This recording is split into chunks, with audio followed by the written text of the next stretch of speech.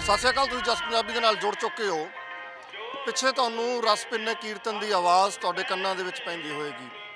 ਗੁਰਬਾਣੀ ਦਾ ਰਸ ਭਿੰਨਾ ਕੀਰਤਨ ਹੋ ਰਿਹਾ ਹੈ ਔਰ ਅਸੀਂ ਜਸ ਪੰਜਾਬੀ ਦੀ ਟੀਮ ਪਹੁੰਚੀ ਹੈ ਜਲੰਧਰ ਜ਼ਿਲ੍ਹੇ ਦੇ ਬੜੇ ਇਤਿਹਾਸਕ ਪਿੰਡ ਬਿਲਗੇ ਦੇ ਵਿੱਚ। ਬਿਲਗਾ ਜਿਹੜਾ ਗਦਰੀ ਬਾਬਿਆਂ ਦਾ ਪਿੰਡ, ਬਿਲਗਾ ਜਿਸ ਨੇ ਬਹੁਤ ਸਾਰੇ ਉਹ ਦੇਸ਼ ਭਗਤ ਦਿੱਤੇ ਜਿਨ੍ਹਾਂ ਨੇ ਦੇਸ਼ ਨੂੰ ਆਜ਼ਾਦ ਕਰਾਉਣ ਖਾਤਰ ਵੱਖ-ਵੱਖ ਸਮੇਂ ਤੇ ਵੱਖ-ਵੱਖ ਯੋਗਦਾਨ ਪਾਏ, ਵੱਖ-ਵੱਖ ਲੜਾਈਆਂ ਲੜੀਆਂ। ਅਸੀਂ ਅੱਜ ਅਕਾਲ ਅਕੈਡਮੀ ਕਲਗੀਧਰ ਟਰੱਸਟ ਬੜੂ ਸਾਹਿਬ ਬਿਲਗਾ ਦੇ ਵਿੱਚ ਪਹੁੰਚੇ ਹੋਏ ਹਾਂ। ਅਕਾਲ ਅਕੈਡਮੀ ਬਿਲਗਾ ਦੇ ਵਿੱਚ ਇਹ ਜਿਹੜਾ ਪਿੱਛੇ ਰਸ ਭਿੰਨਾ ਕੀਰਤਨ ਹੋ ਰਿਹਾ, ਇਸ ਦਾ ਸਬੱਬ ਇਸ ਕਰਕੇ ਬਣਿਆ ਕਿਉਂਕਿ ਗੁਰਬਾਣੀ ਦੇ ਪਾਠ ਔਰ ਪਾਠ ਦੇ ਭੋਗ ਪਾਏ ਗਏ। ਕਿਉਂਕਿ ਇਹ ਅਕੈਡਮੀ ਅਕਾਲ ਅਕੈਡਮੀ ਬਿਲਗਾ ਆਪਣੀ 25ਵੇਂ ਸਾਲ ਦੇ ਵਿੱਚ ਦਾਖਲ ਹੋ ਚੁੱਕੀ ਹੈ। ਸਨ 1997 ਤੋਂ ਲੈ ਕੇ 2022 25 ਸਾਲ ਦਾ ਸਫ਼ਰ ਸੱਚਮੁੱਚ ਬੜਾ ਸ਼ਾਨਦਾਰ ਸਫ਼ਰ ਹੋਏਗਾ। ਇੱਕ ਅਕੈਡਮੀ ਦੇ 25 ਸਾਲ ਪੂਰੇ ਹੋ ਜਾਣੇ। ਇਹ ਗੱਲ ਮੈਂ ਬੜੇ ਫਖਰ ਨਾਲ ਕਹਿ ਰਿਹਾ ਕਿ ਸੰਤ ਬਾਬਾ ਅਤਰ ਸਿੰਘ ਜੀ ਮਸਤੂਆਣਾ ਸਾਹਿਬ, ਉਸ ਤੋਂ ਬਾਅਦ ਪ੍ਰੇਰਨਾ ਸੰਤ ਬਾਬਾ ਤੇਜਾ ਸਿੰਘ ਜੀ, ਉਸ ਤੋਂ ਬਾਅਦ ਪ੍ਰੇਰਨਾ ਬਾਬਾ ਇਕਬਾਲ ਸਿੰਘ ਜੀ ਦੀ ਉਸੇ ਪ੍ਰੇਰਨਾ ਦੇ ਵਿੱਚੋਂ ਬੜੂ ਸਾਹਿਬ ਦਾ ਪ੍ਰਗਟ ਹੋਣਾ, ਉੱਥੇ ਯੂਨੀਵਰਸਿਟੀ ਬਣਨੀ, ਉੱਥੇ ਅਕੈਡਮੀ ਬਣਨੀ। 129 ਯੂਨੀਵਰਸਿਟੀਆਂ ਸਮੇਤ 2 ਯੂਨੀਵਰਸਿਟੀਆਂ ਦੇ ਇਸ ਸ਼ਾਨਮੱਤੇ ਸਫ਼ਰ ਦੇ ਵਿੱਚ ਅਕਾਲ ਅਕੈਡਮੀ ਬਿਲਗਾ ਨੇ ਜਦੋਂ ਆਪਣੇ 25 ਵਰ੍ਹੇ ਪੂਰੇ ਕੀਤੇ ਨੇ, ਤਾਂ ਆਓ ਇੱਥੋਂ ਦੇ ਵਿਦਿਆਰਥੀ ਕਿਸ ਤਰੀਕੇ ਨਾਲ ਸੇਵਾ ਨਿਭਾ ਰਹੇ ਨੇ, ਕਿਸ ਤਰੀਕੇ ਨਾਲ ਰਸ ਭਿੰਨਾ ਕੀਰਤਨ ਹੋ ਰਿਹਾ ਔਰ ਕਿਸ ਤਰੀਕੇ ਨਾਲ ਇਸ ਅਕੈਡਮੀ ਦੀਆਂ ਭਵਿੱਖੀ ਯੋਜਨਾਵਾਂ ਨੇ ਜਿਹੜੀਆਂ ਉਹ ਕੀ ਉਲੀਕੀਆਂ ਗਈਆਂ ਨੇ। ਇਸ ਅਕੈਡਮੀ ਦੇ ਲਈ ਹੋਰ ਕੀ ਨਵਾਂ ਜਿਹੜਾ ਭਵਿੱਖ ਦੇ ਵਿੱਚ ਕੀਤੇ ਜਾਣ ਦੀ ਜਿਹੜੀ ਲੋਚਾ ਹੈ ਉਹ ਕੀ ਹੈ, ਕੀ ਯੋਜਨਾਵਾਂ ਨੇ। ਇਸ ਅਕੈਡਮੀ ਦੇ ਆਉਣ ਵਾਲੇ ਦਿਨਾਂ ਦੇ ਵਿੱਚ ਸਾਨੂੰ ਕੀ ਨਵਾਂ ਦੇਖਣ ਨੂੰ ਮਿਲੇਗਾ, ਇਸ ਬਾਬਤ ਵੀ ਗੱਲਬਾਤ ਕਰਾਂਗੇ। ਵਿਦੇਸ਼ਾਂ ਤੋਂ NRI ਸਾਡੇ ਵੀਰ ਨੇ, ਜਿਹੜੇ ਭਰਾ ਨੇ, ਜਿਹੜੇ ਦਾਨੀ ਸੱਜਣ ਨੇ, ਜਿਹੜੇ ਲਗਾਤਾਰ ਕਲਗੀਧਰ ਟਰੱਸਟ ਬੜੂ ਸਾਹਿਬ ਔਰ ਅਕਾਲ ਅਕੈਡਮੀਆਂ ਦੇ ਲਈ ਮਿਹਨਤ ਕਰਦੇ ਨੇ, ਕਿਉਂਕਿ ਉਹਨਾਂ ਨੂੰ ਪਤਾ ਹੈ ਕਿ ਇਹ ਪੰਥ ਦੀ ਸੇਵਾ ਕਰ ਰਹੀ ਹੈ ਜਿਹੜੀ ਅਕਾਲ ਅਕੈਡਮੀਆਂ ਦੀ ਲੜੀ ਹੈ, ਜਿਹੜੀ ਚੇਨ ਹੈ। ਜਿਹੜੇ NRI ਸੱਜਣ ਆਏ ਹੋਏ ਨੇ, ਚਾਹੇ ਉਹ ਹਰਭਜਨ ਸਿੰਘ ਜੀ ਨੇ, ਚਾਹੇ ਮਸਤਾਨ ਸਿੰਘ ਜੀ ਨੇ, ਚਾਹੇ ਮੁਕਤਾ ਭੈਣ ਜੀ ਨੇ, ਤੇ ਚਾਹੇ ਫਿਰ ਖੁਦ ਕਾਕਾ ਵੀਰ ਜੀ ਨੇ, ਜਿਹੜੇ ਆਪ ਗਰਾਊਂਡ ਦੇ ਉੱਤੇ ਹੋ ਕੇ ਸਾਰੀਆਂ ਅਕੈਡਮੀਆਂ ਦੇ ਨਿਰਮਾਣ ਕਾਰਜਾਂ ਦਾ ਵੱਡਾ ਜ਼ਿੰਮਾ ਆਪਣੇ ਮੋਢਿਆਂ 'ਤੇ ਲਈ ਫਿਰਦੇ ਨੇ। ਜਿਹੜੇ ਸਾਰਿਆਂ ਨਾਲ ਗੱਲਬਾਤ ਕਰਾਉਣ ਦੀ ਕੋਸ਼ਿਸ਼ ਕਰਾਂਗੇ, ਜਾਣਾਂਗੇ ਕਿ ਅਕਾਲ ਅਕੈਡਮੀ ਬਿਲਗਾ ਇਸ ਇਲਾਕੇ ਦੇ ਲਈ ਕਿਵੇਂ ਇੱਕ ਚਾਨਣ ਮੁਨਾਰਾ ਬਣੀ ਹੈ, ਇਸ ਇਲਾਕੇ ਦੇ ਲਈ ਅਕਾਲ ਅਕੈਡਮੀ ਬਿਲਗਾ ਦਾ ਕੀ ਯੋਗਦਾਨ ਹੈ ਔਰ ਭਵਿੱਖ ਦੇ ਵਿੱਚ ਸਾਨੂੰ ਅਕਾਲ ਅਕੈਡਮੀ ਬਿਲਗਾ ਦੇ ਵਿੱਚ ਹੋਰ ਕੀ ਨਵਾਂ ਵੇਖਣ ਨੂੰ ਮਿਲੇਗਾ। ਆਓ ਇੱਕ ਝਾਤ ਅਕਾਲ ਅਕੈਡਮੀ ਬਿਲਗਾ ਦੀ ਸਾਡੇ ਕੈਮਰੇ ਦੇ ਨਜ਼ਰ 'ਤੇ ਰੱਖੋ।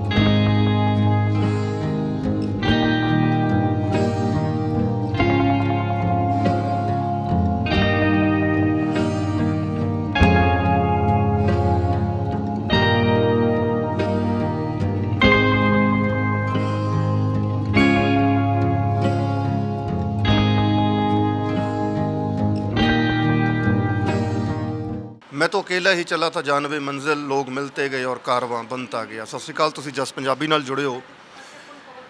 ये 17 मैं इस करके तुहाडे नाल साझीआं कीतियां। उर्दू अल्फाज ने, उर्दू की शायरी है, जिन्हां तो कारज करवाने हुंदे आ उस अकाल पुरख वाहिगुरू ने।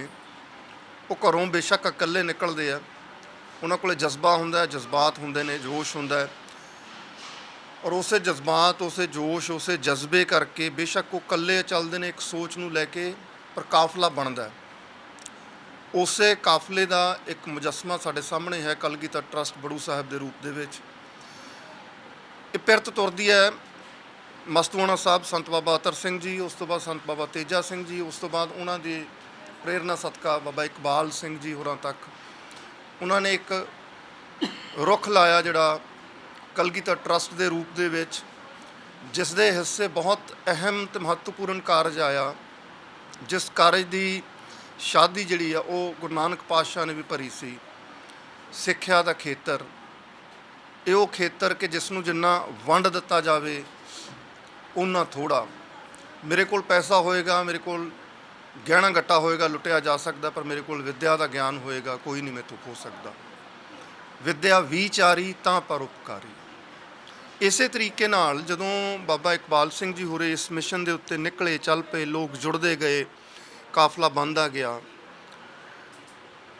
ਇਸੇ ਕਾਫਲੇ ਦੇ ਵਿੱਚ ਜੁੜੇ ਬਾਪੂ ਗਿਆਨ ਸਿੰਘ ਜੀ ਹੋਰੀ ਮੇਰੇ ਨਾਲ ਬੈਠੇ ਨੇ, ਆਸਟ੍ਰੇਲੀਆ ਤੋਂ ਉਚੇਚੇ ਤੌਰ ਦੇ ਉੱਤੇ ਸਾਲ ਦੇ ਵਿੱਚ ਇੱਕ ਵਾਰੀ ਬਿਲਗੇ ਪਿੰਡ ਜ਼ਰੂਰ ਆਉਂਦੇ ਆ। ਬਿਲਗਾ, ਜਿੱਥੇ ਅਸੀਂ ਅਕਾਲ ਅਕੈਡਮੀ ਬੜੂ ਸਾਹਿਬ ਦੇ ਵਿੱਚ ਬੈਠੇ ਹਾਂ, ਉੱਥੇ ਬਿਲਗੇ ਦੀ ਉਹ ਇਤਿਹਾਸਕ ਧਰਤੀ ਹੈ ਜਿਸ ਨੇ ਦੇਸ਼ ਭਗਤ ਦਿੱਤੇ ਨੇ, ਜਿਸ ਨੇ ਗਦਰ ਪਾਰਟੀ ਦੇ ਬਹੁਤ ਸਾਰੇ ਲੋਕ ਦਿੱਤੇ ਆ। ਮੋਟੇ ਰੂਪ ਦੇ ਵਿੱਚ ਮੈਨੂੰ ਬਾਬਾ ਭਗਤ ਸਿੰਘ ਬਿਲਗਾ ਹੋਰੀ ਯਾਦ ਆਉਂਦੇ ਨੇ। ਅਤੇ ਉੱਦਾਂ ਦੀ ਬਾਪੂ ਜੀ ਸਾਡੇ ਬਾਪੂ ਗਿਆਨ ਸਿੰਘ ਜੀ। ਬਾਪੂ ਜੀ, ਵਾਹਿਗੁਰੂ ਜੀ ਕਾ ਖਾਲਸਾ, ਵਾਹਿਗੁਰੂ ਜੀ ਕੀ ਫਤਿਹ ਜੀ। ਹਾਂਜੀ, ਸਿਹਤਾਂ ਕਿਵੇਂ ਜੀ? ਠੀਕ ਨੇ? ਹਾਂਜੀ ਠੀਕ ਹੈ। ਕਿਵੇਂ ਸਾਂਝ ਪਈ ਤੁਹਾਡੀ ਬਾਬਾ ਇਕਬਾਲ ਸਿੰਘ ਜੀ ਨਾਲ? ਕਿਵੇਂ ਸਾਂਝ ਪੈਂਦੀ ਹੈ? ਪਹਿਲੀਆਂ ਮੁਲਾਕਾਤਾਂ ਦਾ ਕਿਵੇਂ ਸਿਲਸਿਲਾ ਬਣਦਾ ਹੈ? ਸਬੱਬ ਕਿਵੇਂ ਬਣਾਉਂਦਾ ਵਾਹਿਗੁਰੂ? ਬਾਬਾ ਇਕਬਾਲ ਸਿੰਘ ਜੀ ਸਿਡਨੀ ਗਏ ਸੀ, ਉਹਨਾਂ ਦੇ ਨਾਲ ਉਹਨਾਂ ਦਾ class fellow doctor Gurcharan Singh ਸੀ, ਉਹਨਾਂ ਪਾਸ ਗਏ ਜੀ। ਨਾਲ ਡਾਕਟਰ ਖੇਮ ਸਿੰਘ ਸੀ ਲੁਧਿਆਣੇ ਤੋਂ ਜੀ। ਉਹ ਕਹਿੰਦੇ ਫਿਰ ਸਿਡਨੀ ਤੋਂ ਕਹਿੰਦੇ ਅਸੀਂ ਕੇਨਸ ਜਾਣਾ, ਸਾਡੇ ਸ਼ਹਿਰ ਦਾ ਨਾਂ ਕੇਨਸ ਆ ਜੀ। ਪਰ ਮੈਨੂੰ ਨਹੀਂ ਪਤਾ ਉਹਨਾਂ ਨੂੰ ਕਿੱਥੋਂ ਕੇਨਸ ਦਾ ਪਤਾ ਲੱਗ। ਕੇਨਸ ਤਾਂ ਇੱਕ ਛੋਟਾ ਜਿਹਾ ਸ਼ਹਿਰ ਆ। ਤਾਂ ਉਹ ਉੱਥੇ ਕਹਿੰਦੇ ਉਹਨੇ ਸੰਗਤ ਕਹਿੰਦੀ ਜੇ ਤੁਸੀਂ ਕੇਨਸ ਜਾਣਾ ਤੁਹਾਨੂੰ ਤਾਂ ਉੱਥੇ ਕਿਰਾਇਆ ਵੀ ਨਹੀਂ ਬਣਨਾ ਜਹਾਜ਼ ਦਾ, ਮਤਲਬ ਜੇ ਸੰਗਤ ਥੋੜ੍ਹੀ ਆ। ਤਾਂ ਬਾਬਾ ਜੀ ਕਹਿੰਦੇ ਅਸੀਂ ਕਿਰਾਇਆ ਨਹੀਂ ਬਣਾਉਣਾ, ਅਸੀਂ ਤਾਂ ਕਿਸੇ ਮਿਸ਼ਨ ਲਈ ਆਏ ਇੱਥੇ। ਜਦ ਉਹ ਇੱਥੇ ਆਏ ਸਾਡੇ ਗੁਰਦੁਆਰਾ ਸਾਹਿਬ, ਛੋਟੀਆਂ ਬੱਚੀਆਂ ਨੇ ਜਿਹੜਾ ਸੀਗੇ ਬਾਣੀ ਨੂੰ ਟਰਾਂਸਲੇਸ਼ਨ ਕੀਤਾ ਇੰਗਲਿਸ਼ ਦੇ ਵਿੱਚ। ਜੀ। ਮੈਨੂੰ ਬੜਾ ਚੰਗਾ ਲੱਗਾ। ਮੈਂ ਕਿਹਾ ਸਾਡੀ ਕੌਮ ਲਈ ਆਹੀ ਪੜ੍ਹਾਈ ਹੈਗੀ ਹੈ। ਹਾਂ। ਤਾਂ ਉੱਦਾਂ ਮੈਂ ਜੇ ਕੋਈ ਆਵੇ ਤਾਂ ਕਿਸੇ ਨੂੰ $500 ਦਿੰਦਾ, ਇਹ ਤੋਂ ਵੱਧ ਨਹੀਂ ਸੀ ਕਦੇ ਦਿੱਤਾ। ਮੈਂ ਇਹਨਾਂ ਨੂੰ ਦੇਖ ਕੇ ਫਿਰ $15,000 ਦੇ ਦਿੱਤਾ। ਜੀ। ਫਿਰ ਮੈਂ ਬਾਬਾ ਜੀ ਨੂੰ ਕਿਹਾ ਵੀ ਸਾਡੇ ਵੀ ਪਿੰਡ ਇੱਕ ਇੱਦਾਂ ਦੀ ਅਕੈਡਮੀ ਖੋਲ੍ਹ ਦੇਵੋ। ਉਹ ਕਹਿੰਦੇ ਸਾਡੀਆਂ ਕੁਛ ਕੰਡੀਸ਼ਨਾਂ ਹੈਗੀਆਂ। ਮੈਂ ਕਿਹਾ ਉਹ ਵੀ ਦੱਸ ਦਿਓ। ਹਾਂਜੀ। ਕਹਿੰਦੇ ਹੈਗੇ ਬਿਲਡਿੰਗ ਲਈ 1 ਕਰੋੜ ਰੁਪਈਆ, ਤਾਂ ਜ਼ਮੀਨ 10 ਏਕੜ। ਮੈਂ ਕਿਹਾ ਜੀ 1 ਕਰੋੜ ਰੁਪਈਆ, ਅਸੀਂ ਤਾਂ ਜ਼ਿਮੀਂਦਾਰ ਆ, ਜਿੰਨਾ ਕੁ ਆਉਂਦਾ ਉਹਨਾਂ ਲੱਗ ਜਾਂਦਾ ਹੈਗਾ, ਇਹ ਬਾਹਲੀ ਬੱਚਤ ਨਹੀਂ, ਅਸੀਂ ਕਿਹੜੇ ਬਾਣੀ ਆ ਜੀ ਕਰੋੜ ਰੁਪਈਆ ਬਚਾਉਂਦੇ ਫਿਰਾਂਗੇ, ਚੋਰੀਆਂ ਭਰਾਂਗੇ। ਉਹ ਕਹਿੰਦੇ ਨਹੀਂ, ਅਸੀਂ ਇਹ ਗੱਲ ਨਹੀਂ, ਜਿੰਨਾ ਕੁ ਲੱਗੂਗਾ ਬਿਲਡਿੰਗ 'ਤੇ ਨਾ ਲਾਈ ਜਾਓ, ਅਸੀਂ ਕਿਹੜਾ ਤੁਹਾਤੋਂ ਇੱਕਦਮ ਹੀ ਮੰਗਦੇ ਕਰੋੜ ਸਾਨੂੰ ਦੇਵੋ। ਤਾਂ ਮੈਂ ਕਿਹਾ ਆਹ ਗੱਲ ਤਾਂ ਸਮਝ ਆਉਂਦੀ ਆ। ਤਾਂ ਫਿਰ ਆਹ ਜਿਹੜੀ ਜ਼ਮੀਨ ਇੱਥੇ ਆ ਜੀ, 4 ਖੇਤ ਇਹ ਮੇਰੇ ਆਪਣੇ ਘਰ ਦੇ ਸੀ, ਬਜ਼ੁਰਗਾਂ ਦੇ, ਹੈ ਨਾ। ਤਾਂ ਮੈਂ ਇਹ 4 ਖੇਤ ਲਾਤੇ, ਬਾਕੀ ਖੇਤ 10 ਚਾਹੀਦੇ ਸੀਗੇ, ਹੋਰ ਜ਼ਮੀਨਾਂ ਕਿਤੇ ਮਿਲੇ। ਤਲਬਣ ਵਾਲੇ ਕਹਿੰਦੇ ਸਾਡੇ ਬਣਾ ਦਿਓ, ਅਸੀਂ ਜ਼ਮੀਨ ਦਿੰਦੇ 10 ਏਕੜ। ਉਹ ਮੁਆਈ ਵਾਲੇ ਕਹਿੰਦੇ ਸਾਡੇ ਬਣਾ ਦਿਓ, ਅਸੀਂ ਦਿੰਦੇ 10 ਏਕੜ। ਬਿਲਗੇ ਵਾਲੇ ਕਹਿੰਦੇ ਅਸੀਂ ਤੁਹਾਨੂੰ ਕਿਤੇ ਜਾਣ ਹੀ ਨਹੀਂ ਦੇਣਾ। ਮੈਂ ਕਿਹਾ ਮੈਂ ਤਾਂ ਚੰਗਾ ਫਸ ਗਿਆ, ਜ਼ਮੀਨ ਇਕੱਠੀ ਨਾ ਹੋਵੇ। ਜ਼ਮੀਨ ਇਕੱਠੀ ਨਾ ਹੋਵੇ। ਫਿਰ ਮੈਂ ਗੁਰਦੁਆਰਾ ਸਾਹਿਬ ਜਾ ਕੇ ਗ੍ਰੰਥੀ ਸਿੰਘ ਨੂੰ ਕਿਹਾ ਕਿ ਅਕੈਡਮੀ ਦੀ ਜ਼ਮੀਨ ਲਈ ਅਰਦਾਸ ਕਰੋ ਮੇਰੇ ਲਈ, ਹੈ। ਤਾਂ ਕਿਉਂ ਮਹਾਰਾਜ ਮੋਰੇ ਕੀਤੀ ਅਰਦਾਸ, ਬਹੁਤ ਕੰਮ ਕਰਦੀ ਆ। ਬਿਲਕੁਲ। ਉਹਨੇ ਅਰਦਾਸ ਕਰਤੀ, ਮਹੀਨਾ ਕੁ ਹੋ ਗਿਆ ਅਰਦਾਸ ਨੂੰ, ਬੜੀ ਚਿੰਤਾ ਵੀ ਕਿਸੇ ਪਾਸੇ ਕੋਈ ਸਾਹ ਨਹੀਂ ਮਿਲਦਾ, ਕਿੱਦਾਂ ਕਰੀਏ। ਮੈਂ ਆਪਣੇ ਇੱਕ ਗੁਆਂਢੀ ਬੰਦੇ ਨੂੰ ਕਿਹਾ, ਉਹਦਾ ਨਾਂ ਦਵਿੰਦਰ ਸੀ, ਉਹ ਇੰਗਲੈਂਡ 'ਚ ਰਹਿੰਦਾ ਜੀ। ਮੈਂ ਕਿਹਾ ਦਵਿੰਦਰ, ਕੋਈ ਜ਼ਮੀਨ ਦਾ ਹੱਲ ਨਹੀਂ ਹੁੰਦਾ ਹੈਗਾ, ਜੇ ਨਾ ਦਿਲਾ ਜ਼ਮੀਨ ਪੂਰੀ ਹੋਈ, ਬਾਣੀ ਦੇ ਵਿੱਚ ਬਚਨ ਕਰੇ ਤਾਂ ਖਿਸਕ ਜਾਏ, ਸੋ ਨਰ ਕੱਚਾ। ਮੈਨੂੰ ਤਾਂ ਇਹ ਵੀ ਹੈਗਾ ਮਨ ਨੂੰ ਦੁੱਖ ਵੀ ਜੇ ਨਾ ਮੈਂ ਬਚਨ ਪੂਰਾ ਕਰ ਸਕਿਆ। ਤਾਂ ਉਹ ਕਹਿੰਦੇ ਵੀਰਾ ਤੁਹਾਡੇ ਚਾਚਾ ਜੀ ਇੱਥੋਂ ਗਏ ਆ, ਦੱਸ ਕੇ ਨਹੀਂ ਗਏ, ਸਾਡੇ ਸਕੇ ਜਿਹੜੇ ਨੇੜਿਓਂ ਸੀਗੇ। ਜੀ। ਮੈਂ ਕਿਹਾ ਚਾਚਾ ਜੀ ਤਾਂ ਮੈਨੂੰ ਕਦੀ ਵੀ ਨਾ ਜ਼ਮੀਨ ਦੇਣਗੇ, ਚਾਚਾ ਜੀ ਤਾਂ ਮੇਰੇ ਬਜ਼ੁਰਗਾਂ ਦਾ ਜ਼ਮੀਨ ਬਾਰੇ ਕੇਸ ਚੱਲਿਆ ਸੀ, 3 ਪੀੜ੍ਹੀਆਂ ਹੋ ਗਏ, ਕੋਈ ਮਿਲਣ ਵਰਤਨ ਨਹੀਂ ਹੈ। ਲਾਗ ਡਾਟ ਸੀਗੀ ਹਾਂ 3 ਪੀੜ੍ਹੀਆਂ ਤੋਂ ਜੀ। ਤਾਂ ਉਹ ਕਹਿੰਦੇ ਪਤਾ ਨਹੀਂ ਹੁਣ ਤਾਂ ਚਾਚੀ ਜੀ ਨੂੰ ਨਹੀਂ ਦੱਸਿਆ ਮੈਂ ਕੀ ਕਰਨ ਚੱਲਿਆ ਹੈਗਾ। ਤਾਂ ਮੈਂ ਉਹਨਾਂ ਜਿਹੜੀ ਆ ਜ਼ਮੀਨ ਪਾਉਂਦੇ ਸੀ, ਮੈਂ ਉਹਨਾਂ ਨੂੰ ਪੁੱਛਿਆ ਵੀ ਮੇਰੇ ਚਾਚਾ ਜੀ ਕਿਹੜੇ ਪਿੰਡ ਆਏ ਆ। ਉਹਨੇ ਕਿਹਾ ਰਾਮੇ ਵਾਲ ਆਏ ਆ ਜੀ। ਮੈਂ ਰਾਮੇ ਵਾਲ ਗਿਆ, ਉਹਨਾਂ ਨੇ ਭਾਲ ਕੀਤੀ, ਉੱਥੇ ਮੈਨੂੰ ਮਿਲ ਪਏ। ਮੈਂ ਕਿਹਾ ਚਾਚਾ ਜੀ ਜੇ ਤੁਸੀਂ ਮੈਨੂੰ 4-5 ਖੇਤ ਥੋੜ੍ਹੇ ਪੈਸਿਆਂ 'ਤੇ ਦੇ ਤਾ ਤਾਂ ਮੇਰਾ ਕੰਮ ਚੱਲ ਸਕਦਾ ਅਕੈਡਮੀ ਦਾ। ਉਹ ਮੈਨੂੰ ਔਖੇ ਜਿਹੇ ਹੋ ਗਏ ਪਏ, ਕਹਿੰਦੇ ਤੈਨੂੰ ਦੇ ਦੇਵਾਂ ਮੈਂ ਜ਼ਮੀਨ। ਆਇਆ ਜ਼ਮੀਨ ਲੈਣ, ਕਹਿੰਦੇ ਮੇਰੇ ਤੋਂ। ਮੈਂ ਕਿਹਾ ਮੈਂ ਤਾਂ ਅੱਗੇ ਸੋਚਿਆ ਤੁਸੀਂ ਮੈਨੂੰ ਜ਼ਮੀਨ ਨਹੀਂ ਦੇਣੀ ਹੈਗੀ। ਮੈਂ ਜੀ ਥੋੜ੍ਹੀ ਚਿਰ ਬਾਅਦ ਬੋਲੇ ਹੱਸ ਕੇ, ਕਹਿੰਦੇ ਮੈਂ ਤਾਂ ਆਏ ਇਸ ਕੰਮ ਆ, ਮੈਨੂੰ ਪਤਾ ਲੱਗਾ ਤੂੰ ਕੋਈ ਸਕੂਲ ਬਣਾਉਣ ਆਇਆ, ਤੈਨੂੰ ਜ਼ਮੀਨ ਨਹੀਂ ਮਿਲਦੀ। ਮੈਂ ਆਖਿਆ ਬੜੇ ਭਰਾ ਨੂੰ ਪੁੱਛਿਆ, ਉਹ ਮਲੇਸ਼ੀਆ 'ਚ ਰਹਿੰਦਾ ਸੀ। ਉਹ ਕਹਿੰਦਾ ਵੀ ਪਿਛਲੀਆਂ ਗੱਲਾਂ ਭੁੱਲ ਤਾ, ਭਤੀਜਾ ਚੰਗੇ ਕੰਮ ਆਇਆ, ਹੁਣ ਜਾ ਕੇ ਜ਼ਮੀਨ ਦੇ। ਚੱਲ ਆ ਕੇ ਕੱਲ੍ਹ ਨੂੰ ਤਸੀਲੇ ਤੇਰੇ ਨਾਂ ਮੁਖਤਿਆਰਨਾਮਾ ਬਣਾਵਾਂ। ਅਸੀਂ ਤਸੀਲੇ ਗਏ, ਉਹਨੇ ਮੁਖਤਿਆਰਨਾਮਾ ਲਿਖਿਆ, ਜਾਂ ਨੈਬ ਦੇ ਮੂਹਰੇ ਪੇਸ਼ ਹੋਏ। ਹਾਂ, ਉਹ ਨੈਬ ਕਹਿੰਦਾ ਬਾਬਾ ਤੈਨੂੰ ਪਤਾ ਤਾਂ ਗਿਆਨ ਸਿੰਘ ਦੇ ਨਾਂ ਕੀ ਲਿਖਿਆ? ਉਹ ਕਹਿੰਦਾ ਥੋੜ੍ਹਾ ਪਤਾ, ਬਾਕੀ ਤੂੰ ਦੱਸ ਦੇ। ਤੈਂ ਤਾਂ ਕਿ ਸਾਰੇ ਹੱਕ ਆਪਣੀ ਜਾਇਦਾਦ ਦੇ ਗਿਆਨ ਸਿੰਘ ਦੇ ਨਾਂ ਕਰਾ, ਜੋ ਮਰਜ਼ੀ ਕਰੇ। ਹਾਂ ਕਹਿੰਦੇ ਜੋ ਮਰਜ਼ੀ ਕਰੇ, ਮੈਂ ਤਾਂ ਇੱਦਾਂ ਕਰਾਏ ਹੈਗੇ ਆ। 12 ਏਕੜ ਜ਼ਮੀਨ ਤੇ ਨਾਲੇ ਘਰ ਉਹਨਾਂ ਦਾ ਮੇਰੇ ਨਾਮ ਨੇ। ਘਰ ਵੀ ਨਾਮ ਕਰ ਦਿੱਤਾ, ਘਰ ਵੀ ਨਾਮ ਮੁਖਤਿਆਰ ਸਭ ਕੁਛ ਮੇਰੇ ਨਾਂ ਕਰਤਾ। ਫਿਰ 2 ਖੇਤ ਹੋਰ ਉਹਨਾਂ ਦੇ ਲੱਗਦੇ ਸੀਗੇ ਬੰਦੇ, ਉਹ ਕੈਨੇਡਾ 'ਚ ਰਹਿੰਦੇ ਸੀਗੇ। ਮੈਂ ਉਹਨਾਂ ਨੂੰ ਕਿਹਾ ਚਾਚਾ ਜੀ ਨੇ ਇੰਨੀ ਸੇਵਾ ਕੀਤੀ, ਤੁਸੀਂ 2 ਏਕੜਾਂ ਦੀ ਵੀ ਕਰ ਲਓ।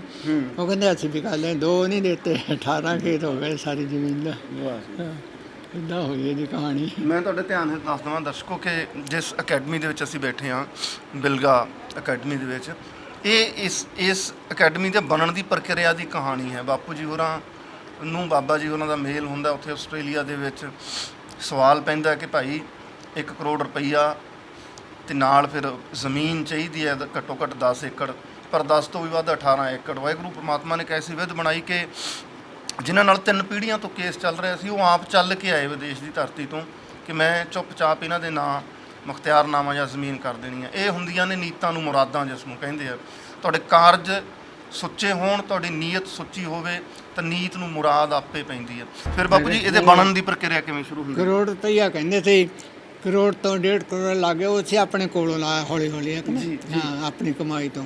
ਹਾਂ, ਮਾਲਕ ਨੇ ਕਿਰਪਾ ਕੀਤੀ ਹੋਈ? ਹਾਂਜੀ, ਮਾਲਕ ਨੇ ਕਿਰਪਾ ਕੀਤੀ। ਇਹ 1997 ਦੀ ਗੱਲ ਹੈ। 1996 ਤੋਂ ਸ਼ੁਰੂ ਹੋ ਕੇ ਕਈ ਸਾਲ ਲੱਗ ਗਏ। ਹਾਂਜੀ, ਤੇ ਐਤਕੀ ਤਾਂ 25 ਸਾਲਾਂ ਵੀ ਮਨਾਉਣ ਆਏ ਹੋ, ਡਬਲ ਖੁਸ਼ੀ ਦੁੱਗਣੀ ਹੈ। ਹਾਂਜੀ ਹਾਂਜੀ, ਹੁਣ 97 ਤੋਂ 2022 ਤੱਕ ਦਾ ਸਫ਼ਰ ਬਿਲਗਾ ਦੀ ਇਸ ਕਾਲ ਅਕੈਡਮੀ ਦਾ 25 ਸਾਲਾ ਸਫ਼ਰ ਹੋ ਗਿਆ। ਕਿਵੇਂ ਖੁਸ਼ੀ ਕਿਵੇਂ ਮਿਲਦੀ ਹੈ ਵਿਦਿਆਰਥੀਆਂ ਦੀ ਜੀਵਨ ਦੇ ਵਿੱਚ ਜਾਂ ਇਲਾਕੇ ਦੇ? ਨਹੀਂ, ਬਹੁਤ ਖੁਸ਼ੀ ਮਿਲਦੀ ਆ। ਬਹੁਤ ਤਾਰੀਫ ਬੱਚਿਆਂ ਦੀ ਹੁੰਦੀ, ਬਾਹਰਲੇ ਮੁਲਕਾਂ ਜਾਂਦੇ ਆ ਸਾਰੇ ਮਾਪੇ ਖੁਸ਼ੀ ਹੈਗੇ। ਇੱਦਾਂ ਦੀ ਪੜ੍ਹਾਈ ਕਿਤੇ ਹੈ ਨਹੀਂ।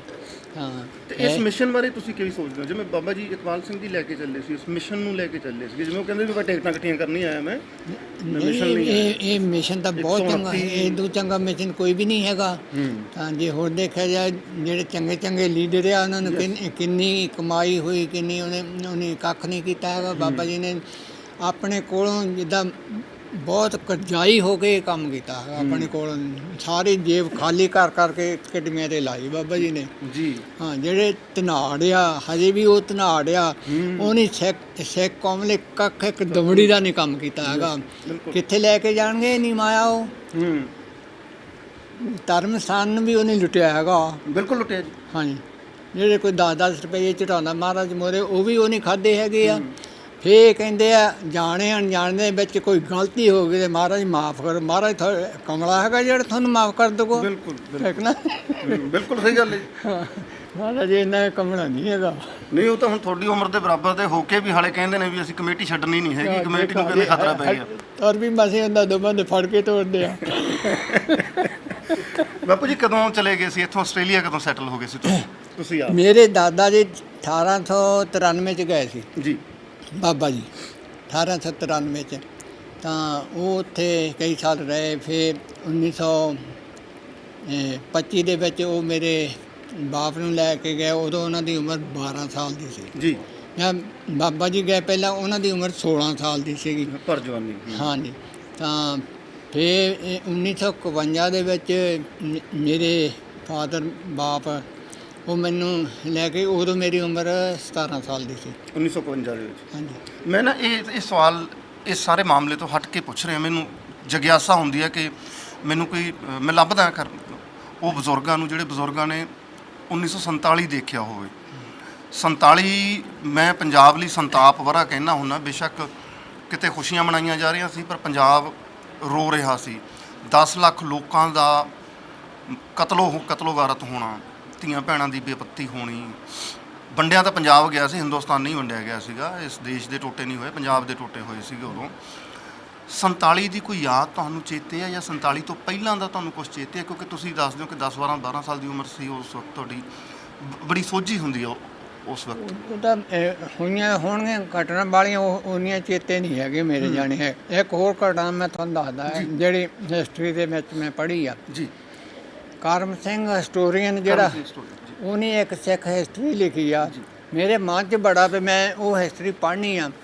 ਮੈਂ ਹਰ ਸਾਲ ਆਪਣੇ ਅਨੰਦਪੁਰ ਸਾਹਿਬ ਮੱਥਾ ਟੇਕਣ ਜਾਂਦਾ ਹੁੰਦਾ ਸੀ। ਇੱਕ ਵਾਰ ਮੈਂ ਗਿਆ, ਮੱਥਾ ਟੇਕ ਕੇ ਬਾਹਰ ਨਿਕਲਿਆ, ਉੱਥੇ ਛੋਟੀ ਜਿਹੀ ਇੱਕ ਦੁਕਾਨ ਸ਼੍ਰੋਮਣੀ ਕਮੇਟੀ ਦੀ ਆ। ਉਹ ਹਿਸਟਰੀ ਸਾਹਮਣੇ ਪਈ। ਮੈਂ ਕਿਹਾ ਲੈ ਵੀ ਆ ਤਾਂ ਮੌਜਾਂ ਲੱਗ ਗਈਆਂ। ਮੈਂ ਘਰ ਜਾ ਕੇ ਪੜ੍ਹੀ ਤਾਂ ਉੱਥੇ ਇੱਕ ਬੰਦੇ ਦੀ ਕਹਾਣੀ ਚੱਲਦੀ ਆ। ਉਹ ਬੰਦਾ, ਉਹਦੇ ਨਾਂ ਸੀ ਲੰਗਾ ਢਿੱਲੋਂ। ਉਹ 16 ਪਿੰਡਾਂ ਦਾ ਮਾਲਕ ਸੀ ਜੀ। ਉਹਨੂੰ ਕੋਈ ਬਿਮਾਰੀ ਲੱਗ ਗਈ ਇਹੋ ਜਿਹੀ, ਉਹ ਆਰਾਮ ਨਾ ਆਵੇ, ਮੰਜੇ 'ਤੇ ਪਿਆ। ਦਿਲ ਮਹਾਰਾਜ ਮੋਰੇ ਪੰਜਵੇਂ ਪਾਤਸ਼ਾਹ ਮੋਰੇ ਅਰਦਾਸ ਕਰਦਾ, ਸੱਚੇ ਪਾਤਸ਼ਾਹ ਜੇ ਮੈਂ ਰਾਜੀ ਹੋ ਜਾ, ਮੈਂ ਤੁਹਾਡੇ ਪਾਸ ਜੋ ਸੇਵਾ ਤੁਸੀਂ ਮੈਨੂੰ ਦਿਓਗੇ ਮੈਂ ਕਰੂੰਗਾ ਜੀ। ਉਹ ਰਾਜੀ ਹੋ ਗਿਆ। ਹੁਣ ਜਾ ਕੇ ਸਾਰੀ ਆਪਣੀ ਕਹਾਣੀ ਦੱਸੀ ਪੰਜਵੇਂ ਪਾਤਸ਼ਾਹ ਨੂੰ।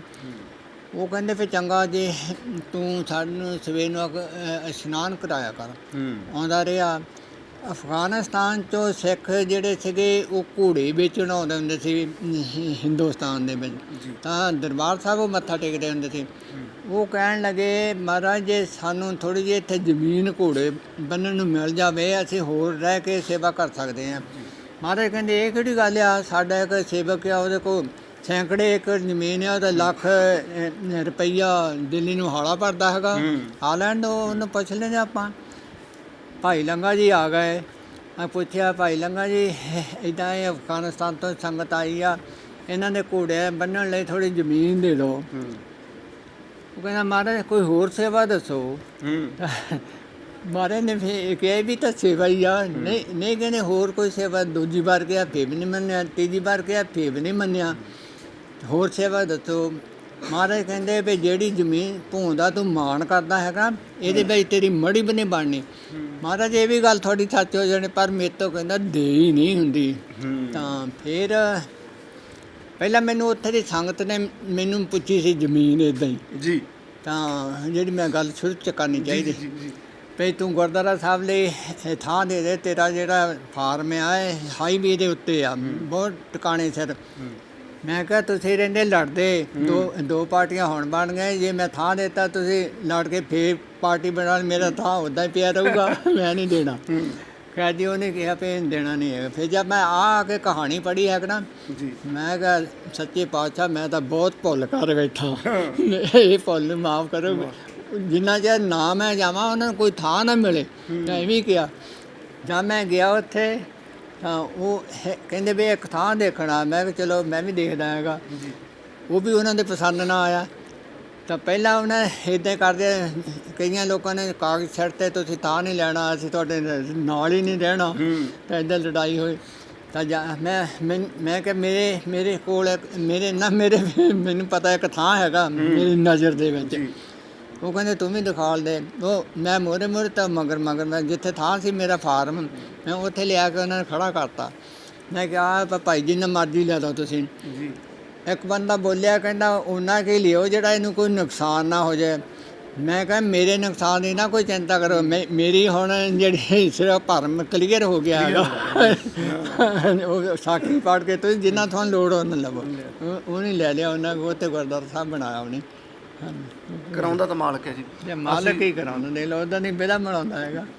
ਬਹੁਤ ਸ਼ੁਕਰੀਆ ਗੱਲ ਕਰਨ ਦੇ ਲਈ ਜੀ, ਬਹੁਤ ਸ਼ੁਕਰੀਆ। ਅਸੀਂ ਅਰਦਾਸ ਕਰਾਂਗੇ ਬਾਪੂ ਗਿਆਨ ਸਿੰਘ ਜੀ ਨੂੰ ਵਾਹਿਗੁਰੂ ਪ੍ਰਮਾਤਮਾ ਤੰਦਰੁਸਤੀਆਂ ਬਖਸ਼ੇ। ਤੰਦਰੁਸਤੀਆਂ ਬਹੁਤ ਲਾਜ਼ਮੀ ਨੇ, ਹਾਂਜੀ, ਇਹਨਾਂ ਦੇ ਹਾਸੇ ਬੜੇ ਲਾਜ਼ਮੀ ਨੇ। ਕੋਈ ਸੁਨੇਹਾ ਜੀ ਸੰਗਤ ਦੇ ਲਈ? ਬਸ ਇਹੀ ਹੈ ਵੀ ਇਹ ਬਾਣੀ ਨਾਲ ਲੱਗਣੇ, ਬਾਣੀ ਨਾਲ ਜੁੜਨ। ਇਹ ਜਿਹੜਾ ਮਾਨਸ ਜਨਮ ਹੈ ਇਹਦਾ ਇਹੀ ਲਾਭ ਆ, ਬਾਣੀ ਦੇ ਨਾਲ ਜੁੜੀ। ਬਾਣੀ ਦੇ ਹਾਂ। ਸਤਿ ਸ਼੍ਰੀ ਅਕਾਲ, ਤੁਸੀਂ ਜਸ ਪੰਜਾਬੀ ਦੇ ਨਾਲ ਜੁੜੇ ਹੋ। ਅਸੀਂ ਤੁਹਾਡੇ ਨਾਲ ਸਮੇਂ-ਸਮੇਂ ਦੇ ਉੱਤੇ ਇੱਕ ਸਾਂਝ ਪਾਉਂਦੇ ਹਾਂ। ਉਹ ਸਾਂਝ ਹੈ ਅਕਾਲ ਅਕੈਡਮੀ ਬੜੂ ਸਾਹਿਬ ਵਾਲਿਆਂ ਦੀ ਸਾਂਝ।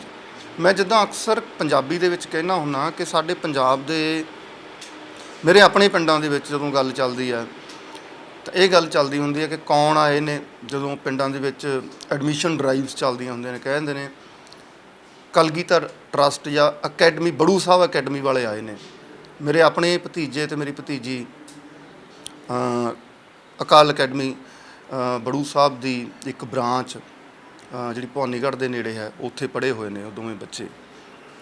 ਔਰ ਬੇਹੱਦ ਖੁਸ਼ੀ ਹੁੰਦੀ ਹੈ ਜਦੋਂ ਅਸੀਂ ਇਸ ਸਾਰੀ ਚੇਨ ਦੇ ਉੱਤੇ ਝਾਤ ਮਾਰਦੇ ਹਾਂ। 2 ਯੂਨੀਵਰਸਿਟੀਆਂ, 129 ਅਕਾਲ ਅਕੈਡਮੀਜ਼। ਇਹ ਚਾਨਣ ਮੁਨਾਰੇ ਨੇ, ਜਿੱਦਾਂ ਲਾਈਟ ਹਾਊਸ, ਜਿਹੜਾ ਚਾਨਣ ਮੁਨਾਰੇ ਨੂੰ ਅੰਗਰੇਜ਼ੀ ਦੇ ਵਿੱਚ ਲਾਈਟ ਹਾਊਸ ਕਿਹਾ ਜਾਂਦਾ। ਪੰਜਾਬ ਦੇ ਜਾਂ ਭਾਰਤ ਦੇ ਵੱਖ-ਵੱਖ ਇਲਾਕਿਆਂ ਦੇ ਵਿੱਚ ਇਹ 129 ਚਾਨਣ ਮੁਨਾਰੇ ਨੇ 2 ਯੂਨੀਵਰਸਿਟੀਆਂ ਦੇ ਸਮੇਤ, ਜਿੱਥੋਂ ਤੁਹਾਨੂੰ ਇੱਕ ਅਲੱਗਤਾ ਦਿਖਦੀ ਆ। ਉਹ ਅਲੱਗਤਾ ਇਹ ਆ ਕਿ ਉੱਚ ਕੋਟੀ ਦੀ ਵਿੱਦਿਆ, ਅਪਡੇਟ ਵਿੱਦਿਆ, ਅਤੇ ਉਸ ਦੇ ਨਾਲ ਤੁਹਾਨੂੰ ਸੰਸਕਾਰ ਕਿਵੇਂ ਸਿਖਾਉਣੇ ਨੇ, ਤੁਹਾਨੂੰ ਗੁਰਮਤ ਗਿਆਨ ਦੇ ਨਾਲ ਕਿਵੇਂ ਜੋੜਨਾ, ਤੁਹਾਨੂੰ ਵਿਰਸੇ, ਵਿਰਾਸਤ, ਧਰਮ ਦੇ ਨਾਲ ਕਿਵੇਂ ਜੋੜਨਾ ਹੈ, ਤਾਂ ਜੋ ਅਸੀਂ ਜਿਹੜੀ ਇੱਕ ਆਧੁਨਿਕਤਾ ਦੀ ਜਾਂ ਪੱਛਮ ਦੀ ਹਨੇਰੀ ਆਈ ਹੈ, ਉਸ ਦੇ ਵਿੱਚ ਕਿਤੇ ਅਸੀਂ ਆਪਣਾ ਆਉਣ ਵਾਲਾ ਭਵਿੱਖ, ਸਾਡੀਆਂ ਆਉਣ ਵਾਲੀਆਂ ਜਿਹੜੀਆਂ ਜਨਰੇਸ਼ਨਸ ਨੇ, ਉਹਨਾਂ ਨੂੰ ਗਵਾ ਨਾ ਲਈਏ। ਬਾਬਾ ਇਕਬਾਲ ਸਿੰਘ ਜੀ ਹੋਰਾਂ ਤੋਂ ਸ਼ੁਰੂ ਹੋਇਆ ਸਫ਼ਰ ਇਹ। ਇਸ ਵਕਤ ਜਿਹੜੀ ਜ਼ਿੰਮੇਵਾਰੀ ਹੈ, ਜਿਹੜੀ ਸੇਵਾ ਹੈ, ਉਹ ਭਾਈ ਸਾਹਿਬ ਭਾਈ ਦਵਿੰਦਰ ਸਿੰਘ ਜੀ ਕੋਲੇ ਆਈ ਹੋਈ ਹੈ। ਆਓ ਪਹਿਲਾਂ ਫਤਿਹ ਦੀ ਸਾਂਝ ਪਾ ਕੇ ਸਵਾਗਤ ਕਰਦੇ ਹਾਂ। ਵਾਹਿਗੁਰੂ ਜੀ ਕਾ ਖਾਲਸਾ, ਵਾਹਿਗੁਰੂ ਜੀ ਕੀ ਫਤਿਹ। ਵਿੱਚ ਵਾਹਿਗੁਰੂ ਜੀ ਕਾ ਖਾਲਸਾ, ਵਾਹਿਗੁਰੂ ਜੀ ਕੀ ਫਤਿਹ ਜੀ। ਬੜਾ ਖੁਸ਼ੀ ਦਾ ਸਬੱਬ ਬਣਿਆ ਜੀ ਅੱਜ ਆਪਾਂ ਬਿਲਗੇ ਬੈਠੇ ਹਾਂ ਜਲੰਧਰ। 25 ਸਾਲ ਪੂਰੇ ਹੋਏ ਇਸ ਅਕੈਡਮੀ ਦੇ, 1997 ਤੋਂ 2022 ਦਾ ਸਫ਼ਰ। ਅਤੇ ਅੱਜ ਉਸੇ ਸੰਦਰਭ ਦੇ ਵਿੱਚ ਮਹਾਰਾਜ ਦੇ ਪ੍ਰਕਾਸ਼ ਵੀ ਹੋਏ ਸੀ, ਮਹਾਰਾਜ ਦੇ ਭੋਗ ਵੀ ਪਾਏ ਗਏ, ਔਰ ਕੀਰਤਨ ਵੀ ਹੋਇਆ, ਬੱਚਿਆਂ ਨੂੰ ਐਡਰੈਸ ਵੀ ਕੀਤਾ ਗਿਆ। ਕੀ ਸਮਝਦੇ ਹੋ ਅੱਜ ਦੇ ਇਹਨਾਂ 25 ਸਾਲਾ ਸਮਾਗਮ ਜਿਹੜੇ ਹੁੰਦੇ ਆ, ਇੱਕ ਅਕੈਡਮੀ ਦਾ ਜਵਾਨ ਹੋ ਜਾਣਾ, ਪਰ ਜਵਾਨ ਹੋ ਜਾਣਾ? ਜੀ, ਬੜਾ ਲੰਬਾ ਇਹ ਸਫ਼ਰ ਸੀਗਾ ਜੀ, ਜਿਹੜਾ ਕਿ ਅੱਜ ਇੱਕ ਲੈਵਲ 'ਤੇ ਪਹੁੰਚਿਆ ਹੈ। ਕਿਉਂਕਿ ਅਕਾਲ ਅਕੈਡਮੀਆਂ ਜੋ ਕਲਗੀਧਰ ਟਰਸਟ ਨੇ ਇਸਟੈਬਲਿਸ਼ ਕੀਤੀਆਂ ਹਨ, ਇਹ ਇਸ ਦਾ ਬੇਸਿਕ ਜੋ ਮਾਡਲ ਹੁੰਦਾ ਸੀ ਉਹ ਇਹ ਹੁੰਦਾ ਸੀ ਕਿ ਅਸੀਂ ਪਹਿਲੇ ਸਾਲ ਫਸਟ ਜਾਂ ਸੈਕਿੰਡ ਕਲਾਸ ਤੱਕ ਸਕੂਲ ਬਣਾਉਂਦੇ ਹੈ। ਉਸ ਤੋਂ ਬਾਅਦ ਤਕਰੀਬਨ 5-6 ਕਮਰੇ ਬਣਾ ਕੇ ਅਤੇ ਥੋੜ੍ਹੀ ਜਿਹੀ ਫੈਸਿਲਿਟੀ ਦੇ ਕੇ ਪਾਣੀ ਵਾਸਤੇ ਬੋਰ ਲਗਾ ਦੇਣਾ, ਜਨਰੇਟਰ ਰੱਖ ਦੇਣਾ, ਅਤੇ ਉਸ ਤੋਂ ਬਾਅਦ ਹਰ ਸਾਲ 5-6 ਕਮਰੇ ਨਾਲ ਜੋੜ ਕੇ ਅਤੇ ਸਕੂਲ ਨੂੰ ਅੱਗੇ ਲੈ ਕੇ ਜਾਂਦੇ ਸੀਗੇ। ਕਿਉਂਕਿ ਜੇ ਸਾਰੇ ਸਕੂਲ ਦੀ ਬਿਲਡਿੰਗ ਇਕੱਠੀ ਬਣਾ ਦਿੱਤੀ ਜਾਏ ਤਾਂ ਤਕਰੀਬਨ 4-5 ਕਰੋੜ ਦਾ ਖਰਚਾ ਹੁੰਦਾ ਹੈ। ਸੋ ਸਾਡੇ ਇਹ ਮਹਾਂਪੁਰਸ਼ਾਂ ਦਾ ਆਦੇਸ਼ ਸੀਗਾ ਕਿ ਵੀ ਅਸੀਂ ਜਿਤਨਾ ਪੰਜਾਬ ਦਾ ਏਰੀਆ ਅਸੀਂ ਕਵਰ ਕਰ ਲਈਏ ਅਕੈਡਮੀਆਂ ਦੇ ਨਾਲ, ਉਤਨਾ ਹੀ ਸਾਨੂੰ ਮੁਬਾਰਕ ਹੋਏਗਾ। ਕਿਉਂਕਿ ਇਨ ਅਕੈਡਮੀਆਂ 'ਚ ਬੱਚੇ ਪੜ੍ਹ ਕੇ ਅਧਿਆਤਮਕ ਅਤੇ ਦੁਨਿਆਵੀ ਵਿੱਦਿਆ ਲੈ ਕੇ ਨਸ਼ਿਆਂ ਤੋਂ ਦੂਰ ਰਹਿਣਗੇ। ਸੋ ਇਸ ਵਾਸਤੇ ਇਹ ਮਾਡਲ ਤਿਆਰ ਕੀਤਾ ਸੀਗਾ। ਹੁਣ ਤਾਂ ਆਪ ਜੀ ਦੇਖੋ ਬੜੀ ਵਿਸ਼ਾਲ ਇਮਾਰਤ ਖੜੀ ਹੈ, ਨਾਲ ਹੀ ਗੁਰਦੁਆਰਾ ਸਾਹਿਬ ਦੀ ਬਿਲਡਿੰਗ ਹੈ। ਸਾਡੇ ਬਹੁਤ ਹੀ ਸਤਿਕਾਰਯੋਗ ਭਾਈ ਗਿਆਨ ਸਿੰਘ ਜੀ ਦਾ ਇਹ ਆਸ਼ਾ ਸੀ ਕਿ ਪਿੰਡ ਬਿਲਗੇ ਇਹ ਅਕੈਡਮੀ ਬਣਾਈ ਜਾਏ। ਆਪ ਜੀ ਨੇ 18 ਕਿੱਲੇ ਜ਼ਮੀਨ ਇਸ ਅਕੈਡਮੀ ਵਾਸਤੇ ਦਿੱਤੀ, ਨਾਲ ਕੰਸਟਰਕਸ਼ਨ ਵਿੱਚ ਵੀ ਹੈਲਪ ਕੀਤੀ, ਅਤੇ ਤਾਂ ਅਸੀਂ ਇਸ ਸਟੇਜ 'ਤੇ ਅਸੀਂ ਪਹੁੰਚੇ ਹਾਂ। ਹੁਣ ਤੱਕ ਤਕਰੀਬਨ ਇੱਥੇ ਇਸ ਸਕੂਲ 'ਚੋਂ 15-16 ਬੈਚ 12ਵੀਂ ਕਲਾਸ ਪਾਸ ਕਰਕੇ ਚੱਲ ਚੁੱਕੇ ਹਨ। ਕਿਉਂਕਿ ਇਹ ਜੋ ਇਲਾਕਾ ਹੈਗਾ ਦੁਆਬੇ ਦਾ, ਇੱਥੇ ਇੱਕ ਸਮਹਾਓ ਇਹ ਰਮਤ ਪੈ ਗਈ ਹੈ ਕਿ ਬੱਚਿਆਂ ਨੇ ਇੱਥੋਂ ਪੜ੍ਹ ਕੇ ਬਾਹਰ ਹੀ ਜਾਣਾ ਹੈ। ਸੋ ਬਹੁਤ ਸਾਰੇ ਬੱਚੇ ਸਾਡੇ ਬਾਹਰ ਵਿਦੇਸ਼ਾਂ ਵਿੱਚ ਜਾ ਕੇ ਸੈਟਲ ਹੋਏ ਹਨ, ਔਰ ਅੱਛੇ ਕਾਰੋਬਾਰਾਂ 'ਤੇ ਸੈਟਲ ਹੋਏ ਹਨ। ਉਹਨਾਂ ਕੇ ਬਾਕੀ ਘਰ ਨੂੰ ਵੀ, ਸਕੂਲ ਨੂੰ ਵੀ, ਸਭ ਨੂੰ ਸਪੋਰਟ ਕੀਤਾ ਹੈ। ਸੋ ਬੜੀ ਖੁਸ਼ੀ ਹੋਈ ਅੱਜ ਆ ਕੇ ਦੇਖ ਕੇ ਕਿ ਕਿਸ ਤਰ੍ਹਾਂ ਇਤਨੇ ਸੁਚੱਜੇ ਢੰਗ ਨਾਲ ਪ੍ਰਿੰਸੀਪਲ ਹਰਪ੍ਰੀਤ ਕੌਰ ਜੀ ਸੰਸਥਾ ਚਲਾ ਰਹੇ ਹਨ, ਔਰ ਬੱਚਿਆਂ ਨੂੰ ਜੋ ਅਧਿਆਤਮਕ ਗਿਆਨ ਇੱਥੇ ਮਿਲ ਰਿਹਾ ਹੈ, ਜਿਸ ਤਰ੍ਹਾਂ ਬੱਚਿਆਂ ਨੇ ਅੱਜ ਸਾਰੇ ਕਾਰਿਆਕ੍ਰਮ ਦਿਖਾਏ ਗੁਰਦੁਆਰਾ ਸਾਹਿਬ ਵਿੱਚ, ਬਹੁਤ ਹੀ ਖੁਸ਼ੀ ਹੋਈ ਜੀ। ਇਹ ਜਾਣਨਾ ਚਾਹੁੰਦਾ ਹਾਂ ਦਰਸ਼ਕਾਂ ਦੇ ਧਿਆਨ ਹਿੱਤ ਕਿ ਸਾਡੀਆਂ ਫਿਊਚਰ ਪਲੈਨਿੰਗਸ ਕੀ ਨੇ ਰਿਗਾਰਡਿੰਗ ਐਜੂਕੇਸ਼ਨ ਤੋਂ ਲੈ ਕੇ ਬਾਕੀ ਸਾਰੀਆਂ ਚੀਜ਼ਾਂ ਨੂੰ, ਐਜੂਕੇਸ਼ਨ ਨੂੰ ਹੋਰ ਚੀਜ਼ਾਂ ਦੇ ਵਿੱਚ ਕਿਵੇਂ ਡਿਵਾਈਡ ਕੀਤਾ ਜਾਵੇ, ਕਿਵੇਂ ਵੰਡਿਆ ਜਾਵੇ, ਡਾਇਵਰਸੀਫਿਕੇਸ਼ਨ ਦੀ ਜਿਹੜੀ ਗੱਲ ਆਉਂਦੀ ਹੈ ਐਜੂਕੇਸ਼ਨ ਦੇ ਵਿੱਚ। ਸਾਡੇ ਜੋ ਪਿਛਲੇ ਤਕਰੀਬਨ 10 ਸਾਲ ਸੀਗੇ, ਉਹ 2015 ਤੋਂ ਬਾਅਦ ਅਸੀਂ ਨਵੀਆਂ ਅਕੈਡਮੀਆਂ ਨਹੀਂ ਖੋਲ੍ਹੀਆਂ ਕੋਈ, ਕਿਉਂਕਿ ਸਾਡੇ ਸਾਰੇ ਰਿਸੋਰਸਿਸ ਇਨ ਅਕੈਡਮੀਆਂ ਨੂੰ ਡਿਵੈਲਪ ਕਰਨ 'ਚ ਲੱਗ ਗਏ ਸੀ। ਅਤੇ ਨਾਲ ਹੀ ਜਿਹੜੀ ਅਕਾਲ ਯੂਨੀਵਰਸਿਟੀ ਬਣਾਈ ਸੀ ਤਲਵੰਡੀ ਸਾਬੋਂ, ਉਸ ਵਿੱਚ ਵੀ ਤਕਰੀਬਨ 150 ਕਰੋੜ ਰੁਪਇਆ ਖਰਚ ਹੋ ਗਿਆ। ਸੋ ਹੁਣ ਉਹ ਜੋ ਸਾਰਾ ਖਰਚਾ ਸੀਗਾ ਉਹ ਉਸ ਪਾਸੇ ਹੋਣਾ ਬੰਦ ਹੋ ਗਿਆ ਹੈ। ਅਤੇ ਜੋ ਸਾਡੇ ਰਿਸੋਰਸਿਸ ਆ, ਅਸੀਂ ਜੋ ਐਗਜ਼ਿਸਟਿੰਗ ਅਕੈਡਮੀਆਂ ਹਨ, ਤਕਰੀਬਨ ਅੱਧੀਆਂ ਅਕੈਡਮੀਆਂ ਸਾਡੀਆਂ 129 ਸਕੂਲਾਂ 'ਚੋਂ ਤਕਰੀਬਨ 60 ਸਕੂਲ ਸਾਡੇ 60-65 ਸਕੂਲ 12ਵੀਂ ਤੱਕ ਪਹੁੰਚ ਚੁੱਕੇ ਹਨ, ਐਫੀਲੀਏਟ ਹੋ ਚੁੱਕੇ ਹਨ। ਬਾਕੀ ਜਿਹੜੇ 60 ਸਕੂਲ ਹਨ ਉਹਨਾਂ ਨੂੰ ਅਸੀਂ ਮੁਕੰਮਲ ਤਰੀਕੇ 'ਤੇ ਅੱਗੇ ਲਿਜਾ ਕੇ 12ਵੀਂ ਕਲਾਸ ਪਹੁੰਚਾ ਕੇ ਫਿਰ CBSE ਨਾਲ ਐਫੀਲੀਏਟ ਕਰਾਉਣਾ ਹੈ। ਇਮੀਡੀਏਟ ਓਬਜੈਕਟਿਵ ਤੇ ਇਹ ਹੈ ਸਾਡਾ। ਅਤੇ ਲੌਂਗ ਟਰਮ ਓਬਜੈਕਟਿਵ ਵਿੱਚ ਫਿਰ ਅਸੀਂ ਇੱਕ ਵਾਰੀ ਇਹ ਢਾਂਚਾ ਪੂਰਾ ਹੋ ਜਾਂਦਾ ਹੈ, ਫਿਰ ਅਸੀਂ ਨਵੇਂ ਇਲਾਕਿਆਂ ਵਿੱਚ ਜਿੱਥੇ ਕਿ ਕੋਈ ਅਕੈਡਮੀ ਨਹੀਂ ਹੈ, ਸਾਡਾ ਇਹ ਇੱਛਾ ਹੈ ਜੀ ਕਿ ਹਰ 20 ਕਿਲੋਮੀਟਰ ਦਾ ਏਰੀਆ ਪੰਜਾਬ ਦਾ ਕਵਰ ਹੋ ਜਾਏ। ਮਤਲਬ 20 ਕਿਲੋਮੀਟਰ ਤੋਂ ਜ਼ਿਆਦਾ ਬੱਚੇ ਨੂੰ ਟਰੈਵਲ ਨਾ ਕਰਨਾ ਪਏ ਸਕੂਲ ਪਹੁੰਚਣ ਵਾਸਤੇ। ਸੋ ਜਿੱਥੇ ਜਿੱਥੇ ਵੀ ਗੈਪਸ हैं ਉੱਥੇ ਅਸੀਂ ਭਰਨ ਦੀ ਕੋਸ਼ਿਸ਼ ਕਰਾਂਗੇ, ਹੋਰ ਸਕੂਲ ਖੋਲਾਂਗੇ ਅਸੀਂ ਜੀ। ਅਤੇ ਟੀਚਾ ਤਾਂ ਇਹ ਹੈ ਕਿ ਪੂਰੇ ਉੱਤਰੀ ਭਾਰਤ ਵਿੱਚ ਜੋ ਮਹਾਂਪੁਰਸ਼ਾਂ ਨੇ ਕਈ ਵਾਰੀ ਅਨਾਊਂਸ ਕੀਤਾ ਹੈ, 500 ਦੇ ਕਰੀਬ ਸਕੂਲ ਅਸੀਂ ਆਉਣ ਵਾਲੇ ਸਮੇਂ ਵਿੱਚ ਸ਼ੁਰੂ ਕਰ ਦੇਵਾਂਗੇ। ਅਜੇ ਸਾਡਾ ਕੋਈ ਸਕੂਲ ਜੰਮੂ ਐਂਡ ਕਸ਼ਮੀਰ ਕੋਈ ਸਕੂਲ ਨਹੀਂ ਖੁੱਲ੍ਹਿਆ, ਉੱਥੇ ਵੀ ਪੰਜਾਬੀਆਂ ਦੀ ਬਹੁਤ ਆਬਾਦੀ ਹੈ। ਪੁੰਛ ਵਿੱਚ ਹੈ, ਜੰਮੂ ਵਿੱਚ ਹੈ, ਰਜੌਰੀ ਹੈ। ਸੋ ਉਨ ਇਲਾਕਿਆਂ ਵਿੱਚ ਵੀ ਅਸੀਂ ਅਕੈਡਮੀਆਂ ਖੋਲ੍ਹਣੀਆਂ ਹਨ। ਅਤੇ ਇਸੇ ਤਰ੍ਹਾਂ ਜਿਹੜੇ ਕੁਛ ਏਰੀਆਜ਼ ਮੱਧ ਪ੍ਰਦੇਸ਼ ਦੇ ਹੈਗੇ ਜਿੱਥੇ ਕਿ ਪੰਜਾਬੀ ਬੈਠੇ ਹੋਏ ਹੈਗੇ, ਦਤੀਆ ਗਵਾਲੀਅਰ ਦੇ ਕੋਲ ਬਹੁਤ ਪੰਜਾਬੀ ਬੈਠੇ ਆ, ਉੱਥੇ ਵੀ ਅਸੀਂ ਵਿਚਾਰ ਹੈ ਕਿ ਜਾ ਕੇ ਅਸੀਂ ਇਹ ਜਿਹੜੀ ਯੂਨੀਕ ਐਜੂਕੇਸ਼ਨ ਹੈ ਆਧੁਨਿਕ ਵਿੱਦਿਆ ਦੇ ਨਾਲ ਨਾਲ ਪਰਮਾਰਥ ਨਾਲ ਜੋੜਨਾ, ਧਰਮ ਨਾਲ ਜੋੜਨਾ, ਅਧਿਆਤਮ ਨਾਲ ਜੋੜਨਾ, ਇਹ ਮਾਡਲ ਨੂੰ ਅਸੀਂ ਉੱਥੇ ਜਾ ਕੇ ਲੋਕਾਂ ਨੂੰ ਇਹ ਸੇਵਾ ਦਿੱਤੀ ਜਾਏਗੀ। ਤੁਸੀਂ ਇੱਕ ਗੱਲ 'ਤੇ ਬੜਾ ਜ਼ੋਰ ਦੇ ਰਹੇ ਹੋ ਅੱਜ ਕੱਲ੍ਹ, ਮੈਨੂੰ ਅੱਛੀ ਵੀ ਲੱਗੀ ਉਹ ਗੱਲ ਕਿ ਸਾਡੇ ਵਿਦਿਆਰਥੀ ਆਫਟਰ +2 ਬਾਹਰ ਨਾ ਜਾਣ। ਕੀ ਕਾਰਨ ਹੈ, ਕੀ ਲੌਜਿਕ ਹੈ ਉਹ, ਮਤਲਬ ਕਿਵੇਂ ਪਰਪੱਕ ਕਿਉਂ ਕਰਨਾ ਚਾਹੁੰਦੇ ਹੋ, ਕਿੱਦਾਂ ਦਾ ਪਰਪੱਕਤਾ ਹੈ ਉਹਦੇ ਵਿੱਚ, ਤਰਕ ਕੀ ਤਾਂ ਲੌਜਿਕ ਕੀ ਹੈ ਸਰ? 3-4 ਇਸ਼ੂਜ਼ ਹੈਗੇ ਜੀ। ਪਹਿਲਾ ਤਾਂ ਇਹ ਹੈ ਕਿ ਉਹ 17 ਸਾਲ ਦੀ ਉਮਰ ਬਹੁਤ ਹੀ ਯੰਗ ਏਜ ਹੈ, ਬੱਚੇ ਨੂੰ ਸਮਝ ਨਹੀਂ ਹੁੰਦੀ।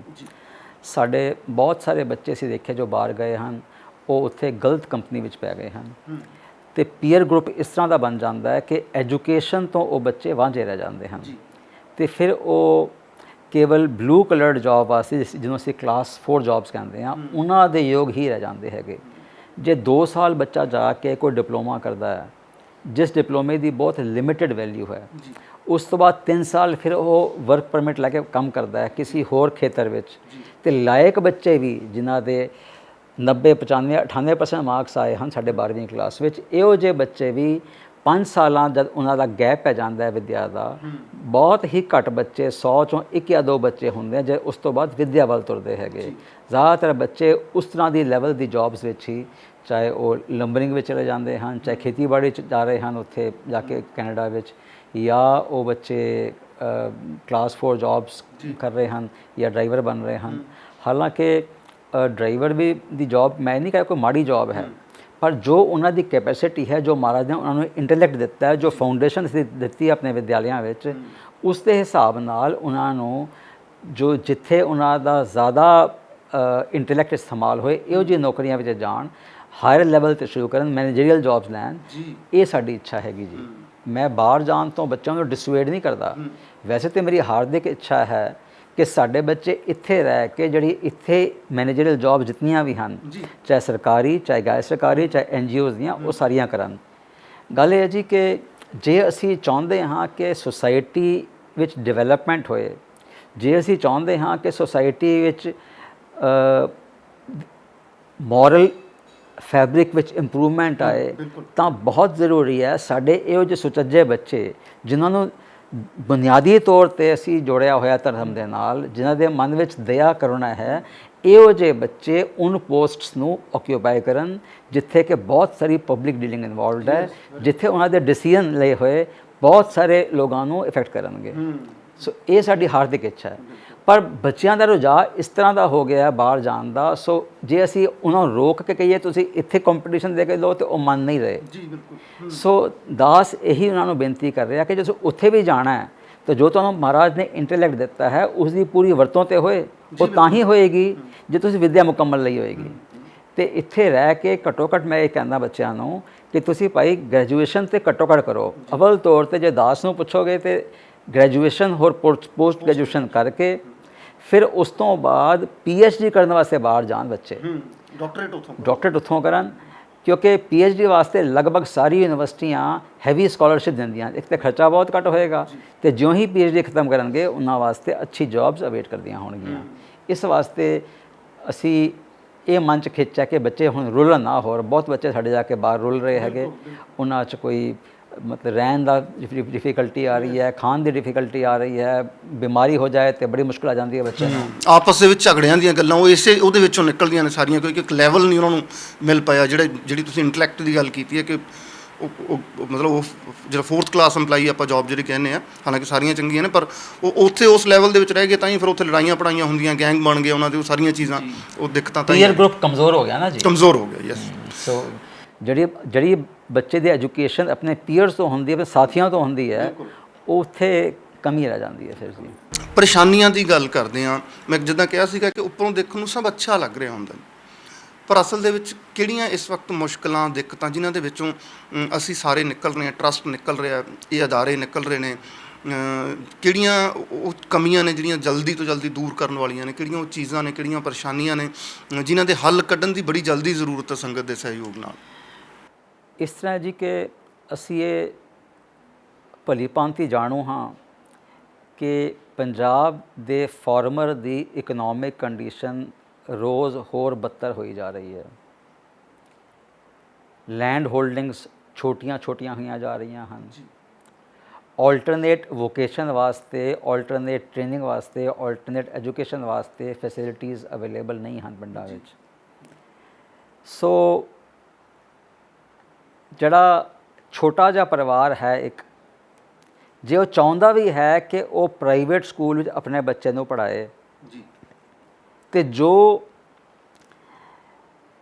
ਰਿਕੁਆਇਰਮੈਂਟ ਹੈ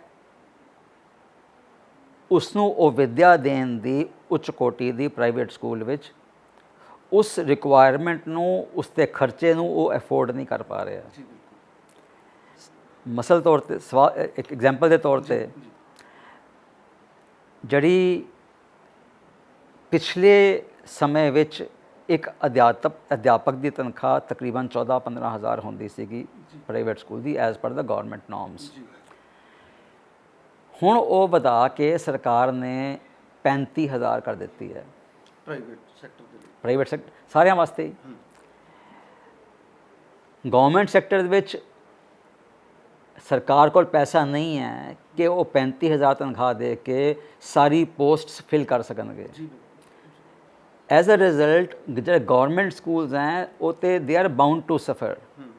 ਨਵੀਂ ਸਰਕਾਰ ਵੀ ਆ ਗਈ, ਆਪ ਸਰਕਾਰ, ਉਹ ਕਹਿੰਦੇ ਤੇ ਹਨ ਕਿ ਅਸੀਂ ਐਜੂਕੇਸ਼ਨ ਨੂੰ ਇੰਪਰੂਵ ਕਰਨਾ ਹੈ। ਦਿੱਲੀ ਦੀ ਗੱਲ ਹੋਰ ਹੈ, ਦਿੱਲੀ 'ਚ ਰਿਸੋਰਸਿਸ ਬਹੁਤ ਸੀਗੇ, ਬਿਲਕੁਲ ਮੈਂ ਸਹਿਮਤ ਹਾਂ। ਹੋਰ ਦਿੱਲੀ ਵਿੱਚ ਲਿਮਿਟਿਡ ਸਕੂਲ ਸੀ, ਸੋ ਉਹਨਾਂ ਨੇ ਬਹੁਤ ਹੀ ਕਮੈਂਡੇਬਲ ਕੰਮ ਕੀਤਾ ਉੱਥੇ। ਪਰ ਉਹ ਮਾਡਲ ਅਸੀਂ ਕਹੀਏ ਕਿ ਵੀ ਪੰਜਾਬ ਦੇ ਪਿੰਡਾਂ ਦੇ ਸਕੂਲਾਂ ਵਾਸਤੇ ਲਾਗੂ ਕਰ ਸਕੀਏ, ਸ਼ਾਇਦ ਵਿੱਚ ਗੈਪਸ ਰਹਿ ਜਾਣਗੇ। ਹੋ ਸਕਦਾ ਉਹ ਕਰ ਲੈਣ, ਜੇ ਕਰ ਲੈਣ ਤਾਂ ਮੁਬਾਰਕ ਹੈਗਾ ਜੀ।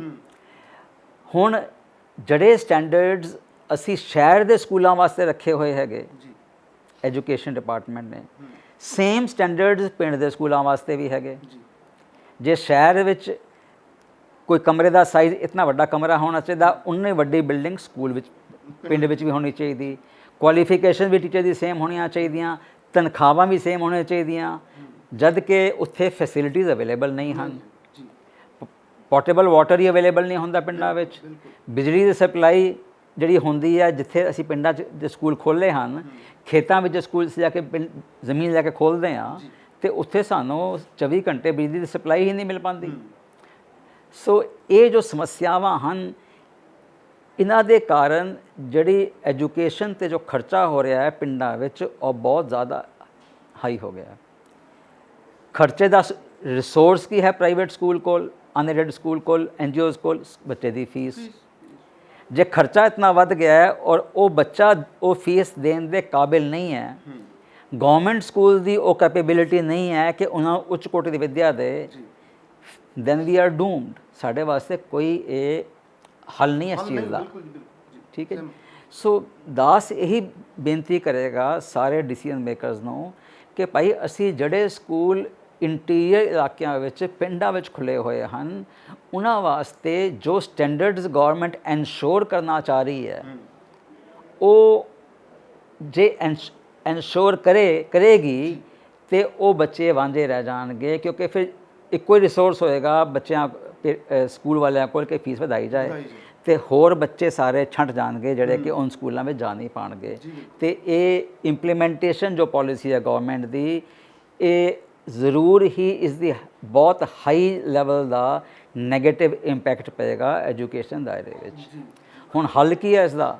ਇੱਕ ਹੱਲ ਤੇ ਇਹ ਹੈ ਕਿ ਜਿਹੜੇ ਸਟੈਂਡਰਡਸ ਔਰ ਪ੍ਰੈਕਟਿਸਿਸ ਹੈ, ਨੋਰਮਸ ਹੈ ਪਿੰਡਾਂ ਵਾਸਤੇ, ਉਹਨਾਂ ਨੂੰ ਵੱਖਰਾ ਕੀਤਾ ਜਾਏ, ਰੀਡਿਫਾਈਨ ਕੀਤਾ ਜਾਏ ਵੀ ਪਿੰਡਾਂ ਦੇ ਸਕੂਲ ਹੈਗੇ, ਇਸ ਦੇ ਇਹ ਸਟੈਂਡਰਡਸ ਹੋਣਗੇ। ਅਸੀਂ ਇੱਥੇ ਉਸੇ ਤਰ੍ਹਾਂ ਦੇ ਸਖਤ ਪੈਰਾਮੀਟਰ ਜੋ ਸ਼ਹਿਰਾਂ ਵਾਸਤੇ ਹੈ ਉਹ ਇੱਥੇ ਨਹੀਂ ਲਗਾਵਾਂਗੇ, ਤਾਂ ਕਿ ਜੋ ਓਵਰਹੈਡ ਐਕਸਪੈਂਸਿਸ ਹੈ ਸਕੂਲਾਂ ਦੇ ਉਹ ਘਟ ਜਾਣ।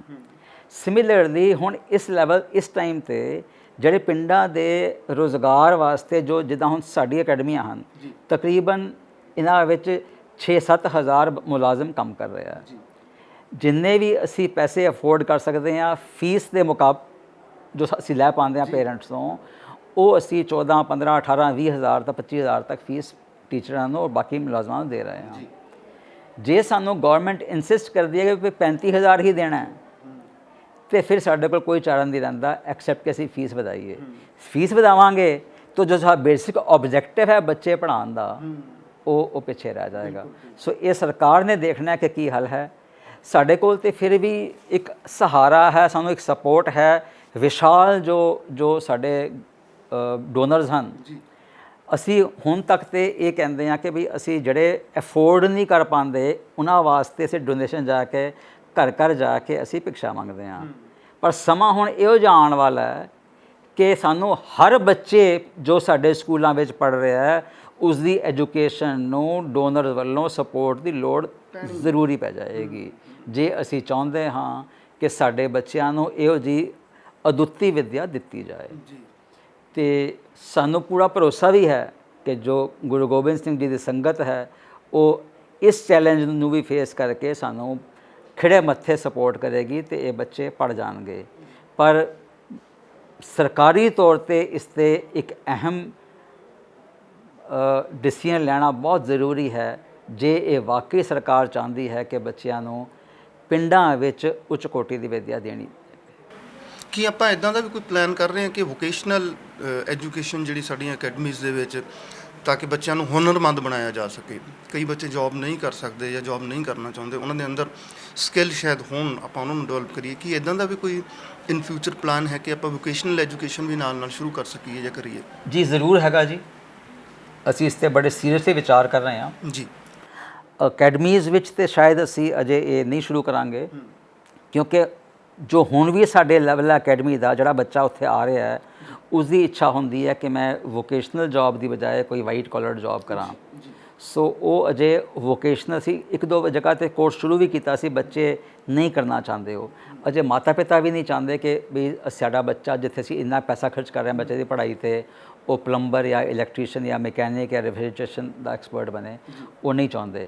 ਉਹ ਚਾਹੁੰਦੇ ਹਨ ਕਿ ਬੱਚਾ ਉੱਚ ਕੋਟੀ ਦੀ ਵਿੱਦਿਆ ਲੈ ਕੇ ਡਾਕਟਰ, ਇੰਜੀਨੀਅਰ, ਇਸ ਤਰ੍ਹਾਂ ਦੀ ਕੋਈ ਨੌਕਰੀ ਕਰੇ।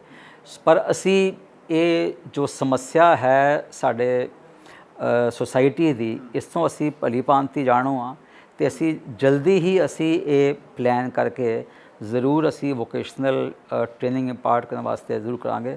ਦਾਸ ਪਿੱਛੇ ਦੁਬਈ ਗਿਆ ਸੀ, ਉੱਥੇ ਦਾਸ ਦੀ ਮੁਲਾਕਾਤ ਹੋਈ ਸੁਰਿੰਦਰ ਸਿੰਘ ਅੰਧਾਰੀ ਜੀ ਨਾਲ, ਜਿਨ੍ਹਾਂ ਨੇ ਉੱਥੇ ਗੁਰੂ ਨਾਨਕ ਦਰਬਾਰ ਗੁਰਦੁਆਰਾ ਬੜੀ ਮਿਹਨਤ ਨਾਲ, ਬਹੁਤ ਸੁਚੱਜੇ ਢੰਗ ਨਾਲ ਉਹ ਚਲਾ ਰਹੇ ਹਨ, ਬਣਾਇਆ ਹੈ। ਤੇ ਉਹਨਾਂ ਨੇ ਇਹ ਦਾਸ ਨੂੰ ਆਦੇਸ਼ ਦਿੱਤਾ ਸੀ ਕਿ ਵੀ ਸਾਨੂੰ ਦੁਬਈ ਵਿੱਚ ਅੱਛੇ ਸਕਿਲਡ ਵਰਕਰਸ ਦੀ ਬਹੁਤ ਲੋੜ ਹੈਗੀ। ਸੋ ਉਸ 'ਤੇ ਅਸੀਂ ਜੈਨੂਇਨਲੀ ਐਕਸਪਲੋਰ ਕਰ ਰਹੇ ਹਾਂ ਤੇ ਜਲਦੀ ਹੀ ਅਸੀਂ ਆਪਣਾ ਪਹਿਲਾ ਵੋਕੇਸ਼ਨਲ ਸਕਿੱਲ ਸੈਂਟਰ ਸ਼ੁਰੂ ਕਰ ਦੇਵਾਂਗੇ। ਇਹ ਅਸੀਂ ਜੋ ਪਲਾਨ ਇਹ ਹੈ ਕਿ ਜੋ ਜਿਹੜੇ ਬੱਚੇ 9ਵੀਂ 10ਵੀਂ ਵਿੱਚ ਪੜ੍ਹ ਰਹੇ ਹਨ ਉਹਨਾਂ ਨੂੰ ਅਸੀਂ ਸ਼ੁਰੂ ਵਿੱਚ ਪਾਰਟ ਟਾਈਮ ਟ੍ਰੇਨਿੰਗ ਦੇ ਕੇ ਤੇ ਅੱਗੇ ਉਹ ਸਕਿੱਲ ਲਾ ਦਿਆਂਗੇ, ਜਾਂ ਫਿਰ 10ਵੀਂ ਪਾਸ ਕਰਨ ਤੋਂ ਬਾਅਦ ਬੱਚਿਆਂ ਨੂੰ ਉਹ ਸਕਿੱਲ ਦੇ ਕੇ ਰਿਕੁਆਇਰਡ ਸਟੈਂਡਰਡਸ, ਕਿਉਂਕਿ ਕੰਧਾਰੀ ਸਾਹਿਬ ਨੇ ਕਿਹਾ ਸੀਗਾ ਕਿ ਵੀ ਮੈਂ ਆਪਣਾ ਇੱਥੋਂ ਬੰਦਾ ਭੇਜ ਦੇਵਾਂਗਾ ਜੋ ਆ ਕੇ ਚੈੱਕ ਕਰ ਦੇਗਾ ਕਿ ਵੀ ਸਕਿੱਲਸ ਕਿਹੋ ਜਿਹੇ ਚਾਹੀਦੇ। ਸੋ ਇੱਕ ਵਾਰ ਸਾਨੂੰ ਉਹ ਬੈਂਚਮਾਰਕ ਮਿਲ ਜਾਂਦਾ ਹੈ ਕਿ ਇਸ ਤਰ੍ਹਾਂ ਦੀ ਟ੍ਰੇਨਿੰਗ ਦੇਣੀ ਹੈ। ਜਦ ਬੱਚਾ ਟ੍ਰੇਨਿੰਗ ਤੋਂ ਬਾਅਦ ਤਿਆਰ ਹੋ ਜਾਂਦਾ ਤਾਂ ਉਸ ਨੂੰ ਇਹ ਲੈਵਲ ਹੋਣਾ ਚਾਹੀਦਾ, ਫਿਰ ਅਸੀਂ ਉਸ ਨੂੰ ਅੱਗੇ ਪ੍ਰੋਸੀਡ ਕਰ ਜਾਵਾਂਗੇ। ਰੁਜ਼ਗਾਰ ਵੀ ਉਸ ਨੂੰ ਮੁਹੱਈਆ ਕਰਵਾ ਸਕਦੇ ਹਾਂ। ਜੇ ਅਸੀਂ ਇਹ ਤੇ ਸਾਡਾ ਹੁਣ ਤੱਕ ਵੀ ਇਹੀ ਸਾਡਾ ਟੀਚਾ ਹੈ ਕਿ ਜਿਹੜਾ ਵੀ ਬੱਚਾ ਸਾਡੀ ਯੂਨੀਵਰਸਿਟੀਆਂ 'ਚ ਪੜ੍ਹ ਕੇ ਨਿਕਲਦਾ ਹੈ ਜਾਂ ਜੋ ਸਾਡਾ ਰੂਰਲ ਵਿਮਨ ਐਮਪਾਵਰਮੈਂਟ ਪ੍ਰੋਗਰਾਮ ਹੈ ਜਿੱਥੇ ਕਿ ਬੱਚਿਆਂ ਨੂੰ ਅਸੀਂ ਟ੍ਰੇਨ ਕਰਦੇ ਹਾਂ, ਉਹ ਬੱਚਿਆਂ ਨੂੰ ਅਸੀਂ ਹਰ ਇੱਕ ਬੱਚੇ ਨੂੰ ਅਸੀਂ ਜੌਬ ਜ਼ਰੂਰ ਦਿਵਾਉਣ ਦੀ ਕੋਸ਼ਿਸ਼ ਕਰਦੇ ਹਾਂ। ਤੇ ਜੇ ਅਸੀਂ ਸਕਿੱਲ ਸੈਂਟਰ ਖੋਲ੍ਹਿਆ ਤੇ ਇਹ ਤੇ 100% ਸਾਡਾ ਕਮਿਟਮੈਂਟ ਹੈ ਕਿ ਹਰ ਬੱਚੇ ਨੂੰ ਅਸੀਂ ਜੌਬ ਦਿਵਾਵਾਂਗੇ, ਜੇ ਉਹ ਚਾਹੇ ਹਿੰਦੁਸਤਾਨ ਰਹੇ ਤੇ ਜੇ ਉਹ ਚਾਹੇ ਤੇ ਬਾਹਰਲੇ ਮੁਲਕਾਂ ਵਿੱਚ ਵੀ ਅਸੀਂ ਉਹਨੂੰ ਜੌਬ ਦਿਵਾਵਾਂਗੇ। ਅਖੀਰ ਵੱਲ ਵਧਦੇ ਹਾਂ ਜੀ, ਬਾਹਰਲੀ ਸੰਗਤ ਲਈ ਤੁਹਾਡੇ ਵੱਲੋਂ ਕੀ ਸੁਨੇਹਾ ਹੈ, ਤੁਹਾਡੇ ਵੱਲੋਂ ਕੀ ਤੁਸੀਂ ਆਪਣੇ ਵੱਲੋਂ ਮੈਸੇਜ ਦੇਣਾ ਚਾਹੁੰਦੇ ਹੋ ਤਾਂ ਜੋ ਅਸੀਂ ਦਿਲੋਂ ਚਾਹੁੰਦੇ ਹਾਂ ਕਿ ਕਲਗੀਧਰ ਟਰੱਸਟ ਨਾਲ ਸੰਗਤ ਵੱਧ ਤੋਂ ਵੱਧ ਜੁੜੇ, ਸਿਰਫ ਆਰਥਿਕ ਪੱਖੋਂ ਨਾ ਜੁੜੇ ਬਲਕਿ ਮਾਨਸਿਕ ਤੌਰ ਦੇ ਉੱਤੇ ਜੁੜਨ। ਮਾਨਸਿਕ ਤੌਰ ਦੇ ਉੱਤੇ ਜੁੜਨਗੇ ਤਾਂ ਫਿਰ ਉਹ ਹੋਰ ਲੋਕਾਂ ਨੂੰ ਮੋਟੀਵੇਟ ਕਰਨਗੇ ਜਿਹੜੇ ਪੰਜਾਬ ਦੇ ਵਿੱਚ ਰਹਿੰਦੇ ਆ ਕਿ ਤੁਸੀਂ ਆਪਣੇ ਬੱਚਿਆਂ ਨੂੰ ਅਕੈਡਮੀਜ਼ ਦੇ ਨਾਲ ਜੋੜੋ, ਤੁਸੀਂ ਆਪਣੇ ਬੱਚਿਆਂ ਨੂੰ ਕਲਗੀਧਰ ਟਰੱਸਟ ਨਾਲ ਜੋੜੋ। ਤੁਹਾਡੇ ਵੱਲੋਂ ਕੀ ਸੁਨੇਹਾ ਜੀ? ਪਹਿਲੀ ਗੱਲ ਤਾਂ ਇਹ ਜੀ ਕਿ ਦਾਸ ਤਹਿ ਦਿਲੋਂ ਹੱਥ ਬੰਨ੍ਹ ਕੇ ਧੰਨਵਾਦ ਕਰਦਾ ਹੈ ਸਮੁੱਚੀ ਸੰਗਤ ਦਾ ਜੋ ਅਬਰੋਡ ਵਿੱਚ ਰਹਿ ਰਹੀ ਹੈ। ਉਹਨਾਂ ਨੇ ਹਰ ਮੌਕੇ 'ਤੇ ਸਾਡਾ ਸਾਥ ਦਿੱਤਾ ਹੈ, ਬਾਬਾ ਜੀ ਦਾ ਹੱਥ ਫੜਿਆ ਨਾਲ ਉਹਨਾਂ ਨੇ ਤੇ ਅੱਗੇ ਇਸ ਮੁਕਾਮ ਤੱਕ ਸਾਨੂੰ ਲੈ ਗਏ ਹਨ। ਤੇ ਅੱਗੇ ਵੀ ਸਾਨੂੰ ਪੂਰੀ ਉਮੀਦ ਹੈ ਕਿ ਜਿਹੜੇ ਚੈਲੰਜਸ ਸਾਨੂੰ ਆਉਣਗੇ, ਇੱਕ ਮੈਂ ਹੁਣ ਡਿਟੇਲ ਤੁਹਾਨੂੰ ਸ਼ੇਅਰ ਕੀਤਾ ਹੈ ਜੋ ਅੱਗੇ ਚੈਲੰਜ ਸਾਹਮਣੇ ਖੜਾ ਹੈ, ਸਾਹਮਣੇ ਚੈਲੰਜ ਉਹ ਕਿ ਹੁਣ ਇਸ ਵੇਲੇ ਜੀ ਅੱਜ ਦੀ ਡੇਟ ਵਿੱਚ ਸਾਡੇ 65-70 ਹਜ਼ਾਰ ਬੱਚਿਆਂ 'ਚੋਂ ਤਕਰੀਬਨ 28,000 ਬੱਚਾ ਐਸਾ ਹੈ ਜੋ ਅਸਿਸਟਡ ਐਜੂਕੇਸ਼ਨ ਲੈ ਰਿਹਾ।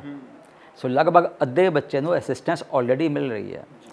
ਸੋ ਜੇ ਸਰਕਾਰ ਦੀ ਪਾਲਿਸੀ ਸੇਮ ਰਹੀਆਂ ਤੇ ਅਸੀਂ ਫਿਰ ਹੱਥ ਬੰਨ੍ਹ ਕੇ ਹੱਥ ਅੜ ਕੇ ਆਪ ਜੀ ਅੱਗੇ ਖੜੇ ਹੋ ਜਾਵਾਂਗੇ ਭੀਖ ਲੈਣ ਵਾਸਤੇ ਕਿ ਹਰ ਬੱਚੇ ਨੂੰ ਅਸੀਂ ਸਪੋਰਟ ਕਰੀਏ, ਹਰ ਬੱਚੇ ਨੂੰ ਅਸੀਂ ਐਜੂਕੇਟ ਕਰਾਉਣ ਦੀ ਕੋਸ਼ਿਸ਼ ਕਰੀਏ। ਇਹੀ ਸਾਡੀ ਅਸਲੀ ਪੂੰਜੀ ਹਨ। ਜੇ ਅਸੀਂ ਦੇਖੀਏ ਕਿ ਸੈਕੰਡ ਵਰਲਡ ਵਾਰ ਵਿੱਚ ਜੋ ਯਹੂਦੀਆਂ ਦਾ ਜੋ ਹਾਦਸਾ ਹੋਇਆ ਸੀ ਉਹਨਾਂ ਨਾਲ 60 ਲੱਖ ਯਹੂਦੀ ਕੈਂਪਸ ਵਿੱਚ ਸ਼ਹੀਦ ਕੀਤੇ ਗਏ ਗੈਸ ਚੈਂਬਰਸ ਵਿੱਚ। ਉਸ ਤੋਂ ਬਾਅਦ ਉਹਨਾਂ ਨੇ ਜੂਇਸ਼ ਐਜੂਕੇਸ਼ਨ ਫੰਡ ਸਥਾਪਿਤ ਕੀਤਾ ਤੇ ਐਲਾਨ ਕਰ ਦਿੱਤਾ ਕਿ ਕੋਈ ਵੀ ਯਹੂਦੀ ਬੱਚਾ ਐਸਾ ਨਹੀਂ ਹੋਏਗਾ ਜੋ ਵਿਦਿਆ ਲੈਣਾ ਚਾਹੁੰਦਾ ਹੋਏ ਉਸ ਨੂੰ ਵਿਦਿਆ ਨਾ ਦਿੱਤੀ ਜਾਏ।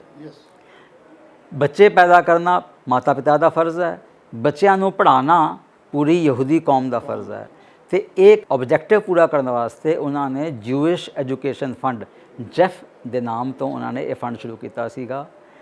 ਅੱਜ ਉਸ ਦਾ ਅਸਰ ਦੇਖੀਏ ਕਿ ਛੋਟੀ ਜਿਹੀ ਪਾਪੂਲੇਸ਼ਨ ਹੈ ਜਿਊਜ਼ ਦੀ 0.04% USA ਦੀ, ਇਤਨੀ ਛੋਟੀ ਪਾਪੂਲੇਸ਼ਨ 0.04% ਪਾਪੂਲੇਸ਼ਨ ਔਰ 100 ਟੌਪ ਜਿਹੜੀਆਂ ਫੋਰਚੂਨ 500 ਦੀ ਕੰਪਨੀਜ਼ ਹਨ ਉਹਨਾਂ ਦੇ ਟੌਪ 100 ਕੰਪਨੀਜ਼ ਦੇ ਚੀਫ ਐਗਜ਼ੈਕਟਿਵ ਆਫਿਸਰ 100 ਚੋਂ 30 ਜੂਜ਼ ਹੈਗੇ ਜੀ। 0.04% ਆਬਾਦੀ ਹੈ ਔਰ 30% CEO ਜੂਜ਼ ਹਨ। ਇਸ ਦਾ ਇਹ ਡਿਵੀਡੈਂਡ ਆਇਆ ਜੋ 1946 ਵਿੱਚ ਉਹਨਾਂ ਨੇ ਇਹ ਐਲਾਨ ਕੀਤਾ ਸੀ ਕਿ ਵੀ ਜੈਫ ਸ਼ੁਰੂ ਕੀਤਾ ਹੈ। ਹੁਣ ਸਾਡੇ ਵਾਸਤੇ ਵੀ ਅਸੀਂ ਵੀ ਮਾਈਨੋਰਿਟੀਜ਼ ਹੈਗੇ। Minorities can not survive without quality. Quality ਕਿੱਥੋਂ ਆਏਗੀ? ਉੱਚ ਕੋਟੀ ਦੀ ਐਜੂਕੇਸ਼ਨ ਤੋਂ। ਸੋ ਇਹ ਬਹੁਤ ਜ਼ਰੂਰੀ ਹੈ ਕਿ ਅਸੀਂ ਵੀ ਇਸ ਤਰ੍ਹਾਂ ਦਾ ਟੀਚਾ ਕਰ ਲਈਏ ਕੌਮੀ ਤੌਰ 'ਤੇ ਕਿ ਅਸੀਂ ਹਰ ਬੱਚੇ ਨੂੰ ਓਪਰਚੁਨਿਟੀ ਦੇਣੀ ਹੈ ਹਾਇਰ ਐਜੂਕੇਸ਼ਨ ਦੀ, ਭਾਵੇਂ ਉਸਦੇ ਔਰ ਉਸਦੇ ਮਾਤਾ ਪਿਤਾ ਦੀ ਮਾਇਕੀ ਹਾਲਤ ਕਿਤਨੀ ਵੀ ਕਮਜ਼ੋਰ ਕਿਉਂ ਨਾ ਹੋਵੇ। ਉਹ ਜਿਹੜਾ ਬੱਚਾ ਹੈ ਉਹ ਪੂੰਜੀ ਹੈ ਸਾਡੇ ਪੂਰੇ ਪੰਥ ਦੀ। ਪੰਥ ਦਾ ਫਰਜ਼ ਹੈ ਸਾਡੇ ਸਾਰੇ ਜਿਤਨੇ ਵੀ ਸਾਡੇ ਵੀਰ ਭੈਣਾਂ ਬਾਹਰਲੇ ਮੁਲਕਾਂ ਵਿੱਚ ਹਨ ਜੋ ਅਫੋਰਡ ਕਰ ਸਕਦੇ ਹਨ, ਉਹ ਹੋਰ ਜੋਸ਼ ਨਾਲ, ਹੋਰ ਪ੍ਰੇਮ ਨਾਲ, ਹੋਰ ਉਤਸ਼ਾਹ ਨਾਲ ਆ ਕੇ ਇਸ ਵਿੱਚ ਕੰਟਰੀਬਿਊਟ ਕਰਨ। ਮਹਾਂਪੁਰਸ਼ ਬਾਬਾ ਇਕਬਾਲ ਸਿੰਘ ਜੀ ਨੇ ਆਪਣੇ ਅਖੀਰਲੇ ਦਿਨਾਂ ਵਿੱਚ ਬਹੁਤ ਸਾਰੀ ਖਿੱਚ ਵੱਡੀ ਹੋ ਗਈ ਸੀ ਕਿ ਬਈ ਅਸੀਂ ਬੱਚੇ ਪੜ੍ਹਾਉਣੇ ਹਨ, ਅਤੇ ਉਹਨਾਂ ਨੇ ਸਟੇਜਾਂ ਤੋਂ ਐਲਾਨ ਕਰ ਦਿੱਤਾ ਸੀ ਕਿ ਭਾਈ ਅਸੀਂ 10,000 ਬੱਚਾ ਫ੍ਰੀ ਪੜ੍ਹਾਉਣਾ ਤੇ 10,000 ਅੱਧੀ ਫੀਸ 'ਤੇ। ਇਸ ਵੇਲੇ 4,000 ਬੱਚਾ ਕੰਪਲੀਟਲੀ ਫ੍ਰੀ ਪੜ੍ਹ ਰਿਹਾ ਅਕੈਡਮੀਆਂ ਵਿੱਚ, 28,000 ਬੱਚਾ ਥੋੜ੍ਹੀ ਅਸਿਸਟੈਂਸ ਲੈ ਕੇ ਪੜ੍ਹ ਰਿਹਾ ਹੈ। ਸੋ ਹੁਣ ਅਸੀਂ ਇਹ 4,000 ਨੂੰ 10,000 ਵਿੱਚ ਕਰਨਾ ਹੈ ਤੇ 10,000 ਹੋਰ ਬੱਚੇ ਅੱਧੀ ਫੀਸ ਵਾਲੇ ਇਕੱਠੇ ਕਰਨੇ ਹਨ ਜਿਵੇਂ ਪੜ੍ਹਾਉਣਾ ਹੈ। ਮਹਾਂਪੁਰਸ਼ਾਂ ਦੇ ਬਚਨ ਹੋਏ ਹਨ, ਪੂਰੇ ਤੇ ਹੋ ਹੀ ਜਾਣਗੇ। ਇੱਕ ਸਾਧ ਬਚਨ ਅਟਲਾ ਦਾ, ਤੇ ਜਿਸ ਨੇ ਇਸ ਵਿੱਚ ਕੰਟਰੀਬਿਊਟ ਕਰਨਾ ਹੈ, ਦਾਸ ਦੇ ਹੱਥ ਬੰਨ੍ਹ ਕੇ ਬੇਨਤੀ ਕਰ ਰਿਹਾ ਕਿ ਗੰਗਾ ਸਾਡੇ ਘਰਾਂ ਵਿੱਚ ਬਹਿ ਰਹੀ ਹੈ, ਅਸੀਂ ਡੁਬਕੀ ਲਾ ਲਈਏ। ਤੇ ਜੋ ਮਹਾਰਾਜ ਦਾ ਹੁਕਮ ਹੈ, ਗੁਰੂ ਗ੍ਰੰਥ ਸਾਹਿਬ ਜੀ ਮਹਾਰਾਜ ਦਾ, ਕਾਲ ਖਾਏ ਕਿਛ ਹੱਥੋਂ ਦੇ, ਨਾਨਕ ਰਾਹ ਪਛਾਣੇ ਸੇ, ਉਸ ਨੂੰ ਅਸੀਂ ਕਮਾਈਏ ਤੇ ਤਾਂ ਹੀ ਸਾਡਾ ਜੀਵਨ ਸਫਲਾ ਹੋਏਗਾ। ਬਹੁਤ ਸ਼ੁਕਰੀਆ ਭਾਈ ਸਾਹਿਬ ਗੱਲਬਾਤ ਕਰਨ ਦੇ ਲਈ। ਬਹੁਤ ਬਹੁਤ ਧੰਨਵਾਦ ਜੀ। ਪਿਆਰੇ ਦਰਸ਼ਕੋ, ਹੁਣੇ ਤੁਹਾਡੇ ਤੇ ਨਿਰਭਰ ਕਰਦਾ ਹੈ ਕਿ ਜਿਹੜੀਆਂ ਬੇਨਤੀਆਂ ਭਾਈ ਸਾਹਿਬ ਨੇ ਕੀਤੀਆਂ ਨੇ, ਅਸੀਂ ਇਹਨਾਂ ਬੇਨਤੀਆਂ ਨੂੰ ਕਿਵੇਂ ਪ੍ਰਵਾਨ ਚੜਾਉਣਾ, ਕਿਉਂਕਿ ਤੁਸੀਂ ਪਹਿਲਾਂ ਵੀ ਸਹਿਯੋਗ ਦਿੰਦੇ ਆਏ ਹੋ।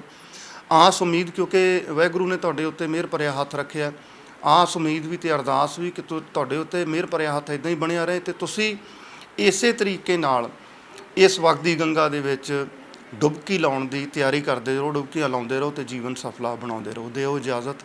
ਸਤਿ ਸ੍ਰੀ ਅਕਾਲ।